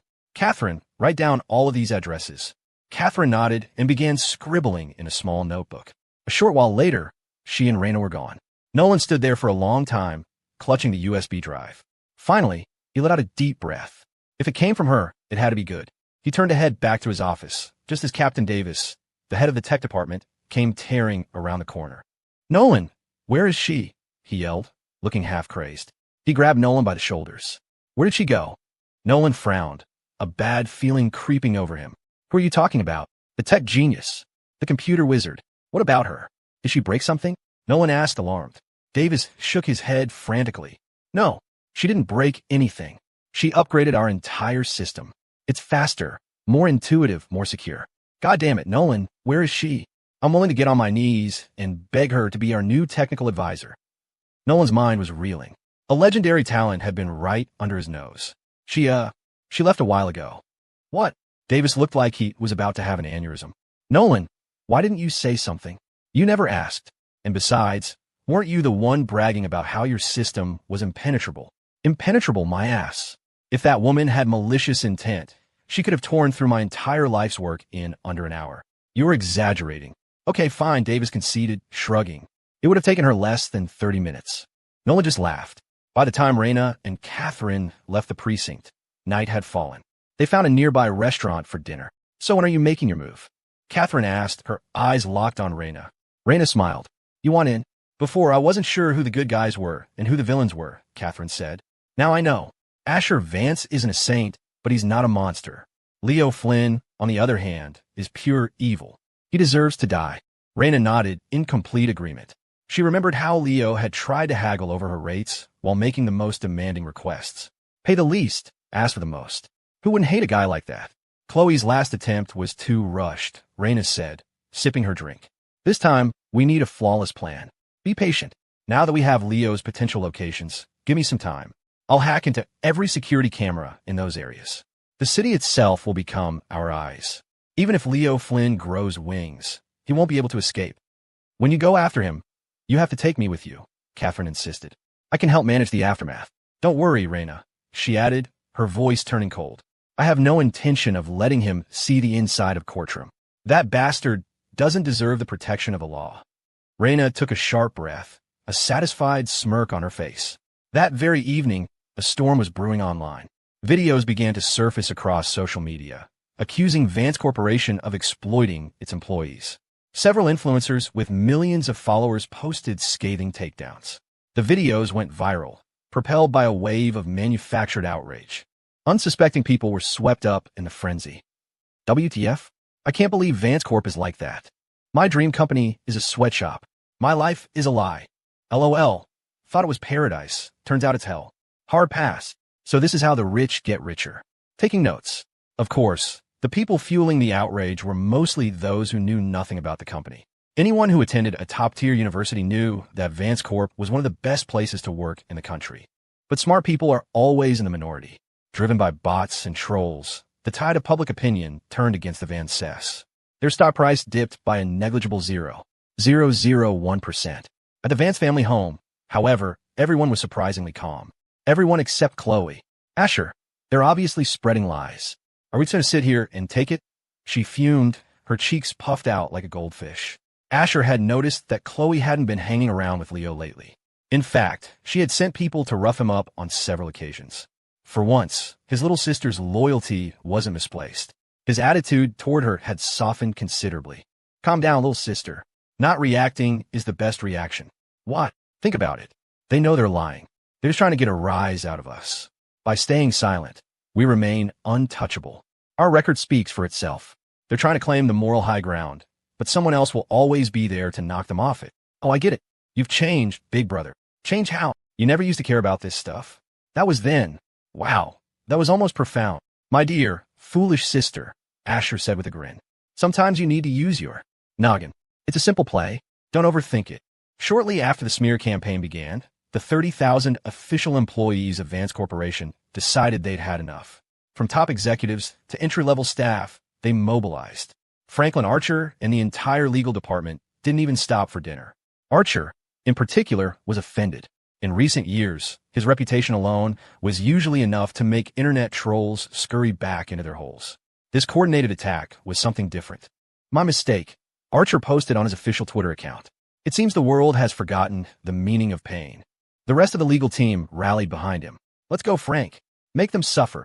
Unleash the pain, brother. Time to drop the legal hammer on these clowns. Sue them all back to the Stone Age. It wasn't just the lawyers. Isabella Rossi, the stunningly beautiful deputy director of human resources, was also a fashion influencer with nearly 5 million followers on TikTok. Her feed was a masterclass in corporate chic, featuring a lethal rotation of black, white, and sheer stockings that had earned her a devoted following of online admirers. That evening, a colleague sent her one of the slanderous videos. Horrified, she immediately went live. Her chat was instantly flooded by her followers, who had transformed from admirers into a righteous mob. I can't believe you're part of a company like this. How could you lie to us? You think you can trick me into working overtime? In your dreams. I will never work overtime. The comments flew by in a blur of anger. Faced with the onslaught, Isabella's eyes welled up with tears, not of shame, but of righteous indignation. You think I don't want to work overtime? She cried in her camera. I would kill to work overtime. Why won't they let us? Why isn't 996 mandatory? Why is it only allowed during crunch time? It's not fair. Her audience was stunned into silence. They had seen people protest against overtime. They had never seen someone passionately demand it. Even if the pay is good, they thought, this is a bit much, isn't it? Isabella ignored the chat. She held up her employment contract, her manicured finger pointing to a specific clause. See this? She said, her voice cracking with emotion. Any overtime hours worked at night are paid at triple my normal rate. My base salary is $1 million a year. If I could work overtime every night, I could easily clear $3 million. But the company is so well staffed that we almost never need to. I want to work overtime, but I can't. Boom. The internet collectively short-circuited. Not double pay, triple pay. It was common knowledge that Vance Corp treated its employees well, but this was on another level. After a moment of stunned silence, her live-streamed chat exploded. Triple pay? Sign me up. I've been eating hardship since I was a kid. If I don't suffer a little every day, I don't feel right. It's not about the money. I just get bored when I'm not working. Where else can I find a job that pays triple for overtime? I'm so sorry, Vance Corp. You are good people. I'm deleting my negative comments right now. Are you guys hiring janitors? I would like to sweep your floors. Clips from her live stream went viral. She wasn't the only one. Other high-profile employees at the company, seeing the attack on their employer, decided they wouldn't take it lying down. They could handle personal insults, but an insult to Vance Corporation was an insult to them. They launched a full-scale counteroffensive. As the truth emerged, the public realized they had been played by rage-baiting influencers. The tide of outrage turned, and the angry mob redirected its fury at the original accusers. Back at Manny Marcos's villa, the party was in full swing, complete with beautiful women, expensive champagne, and loud music. The Vances must be having a meltdown right now, Julian slurred, raising his glass. The plan is working perfectly. Leo Flynn grinned. It was the best news he'd had since returning to the country. Brother, say no more. To us. Cheers. Cheers. After a few more rounds, Manny Marcos, looking a little green, slumped back on the couch. Not drinking anymore, Manny. Julian taunted, already several drinks ahead. The night is young. No more for me, Manny mumbled, waving a hand weakly. What a lightweight, Julian laughed. I, on the other hand, am a champion. I could drink 1,000 glasses and not fall. His boast drew laughter from the hired women lounging around the room. BZZZT, BZZZT. Julian's phone started vibrating. Leo and Manny paid it no mind, continuing to drink and flirt with the women beside them. Leo was in a fantastic mood. Julian answered the call. The room quieted down. Yeah, it's me. What's wrong? Are you serious? If that angle isn't working, try another one. Do you have to be so one-track minded? Damn it. What the hell is wrong with you people? You're asking me? How should I know what earth they have? I'm paying you to find it. Don't ask me what to do. If I knew, what would I need you for? Change the plan. Now. Find another way to smear them. Money is no object. What? You don't want the money? Then what do you want? Do you want to die? Hello? Hello? Click. The line went dead. Julian's face was still stretched in a smile, but it was a terrifying, hollow thing. Everyone in the room had heard his side of the conversation. Leo's cheerful expression collapsed. Manny was instantly sober. He shooed the women out of the room, leaving the three of them alone. Julian relayed the news. To put it simply, their attempt to dig up Vance Corporation's dark history had backfired spectacularly. The dirt they found was a decades-long history of massive, anonymous donations to disaster relief and public works projects. For every $100 million they donated publicly, they would quietly add another $300 or $400 million behind the scenes. The overtime story had been thoroughly debunked, replaced with the reality of triple pay. This mirror they had held up to the company's black history had instead illuminated years of quiet, unassuming philanthropy. The public's perception had completely flipped. Now, Asher's lavish lifestyle seemed entirely justified. Who cared if a handsome, rich heir dated a few models? It wasn't illegal. If their father was Lawrence Vance, they'd be living even wilder lives than Asher. Leo's smear campaign had turned into the most effective PR blitz the Vance family could have ever dreamed of. In the space of a few hours, their stock had risen by a full percentage point. Sales for their subsidiary brand skyrocketed. What the hell is wrong with this world? Leo roared, his face and neck flushed with rage. These peasants are infuriating. In his eyes, the Vance's good deeds meant nothing. He was furious that the narrative had been stolen from him. That bastard is probably laughing his ass off right now, he seethed. We still have to take him out. No, not just take him out. Kill him. I want Lawrence Vance to know the pain of losing a son. I want Asher Vance to disappear from this world. He turned to Julian, his eyes wild. Junior, go find some men. Bring weapons. We're going to kill Asher, then lay low for a while and continue our plans.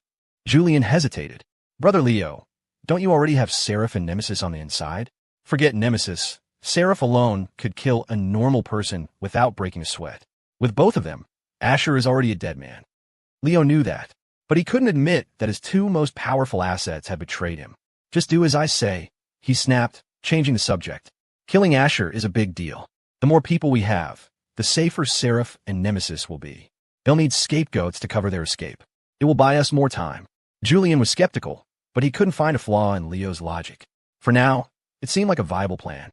After Julian left, a crazed, unhinged smile spread across Leo's face. Asher Vance, you useless brat. What did I ever do to you? From the moment I met you, my luck turned to shit. Now I know why. There's only room for one of us in this world.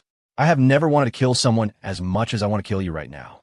From this moment on, it's you or me. He was trembling with fury. I'm a master of this world. You just got lucky, born to a rich old man. Without your father, you are nothing. I will kill you. I will make your beautiful wife a widow. I will take everything from you and make you watch.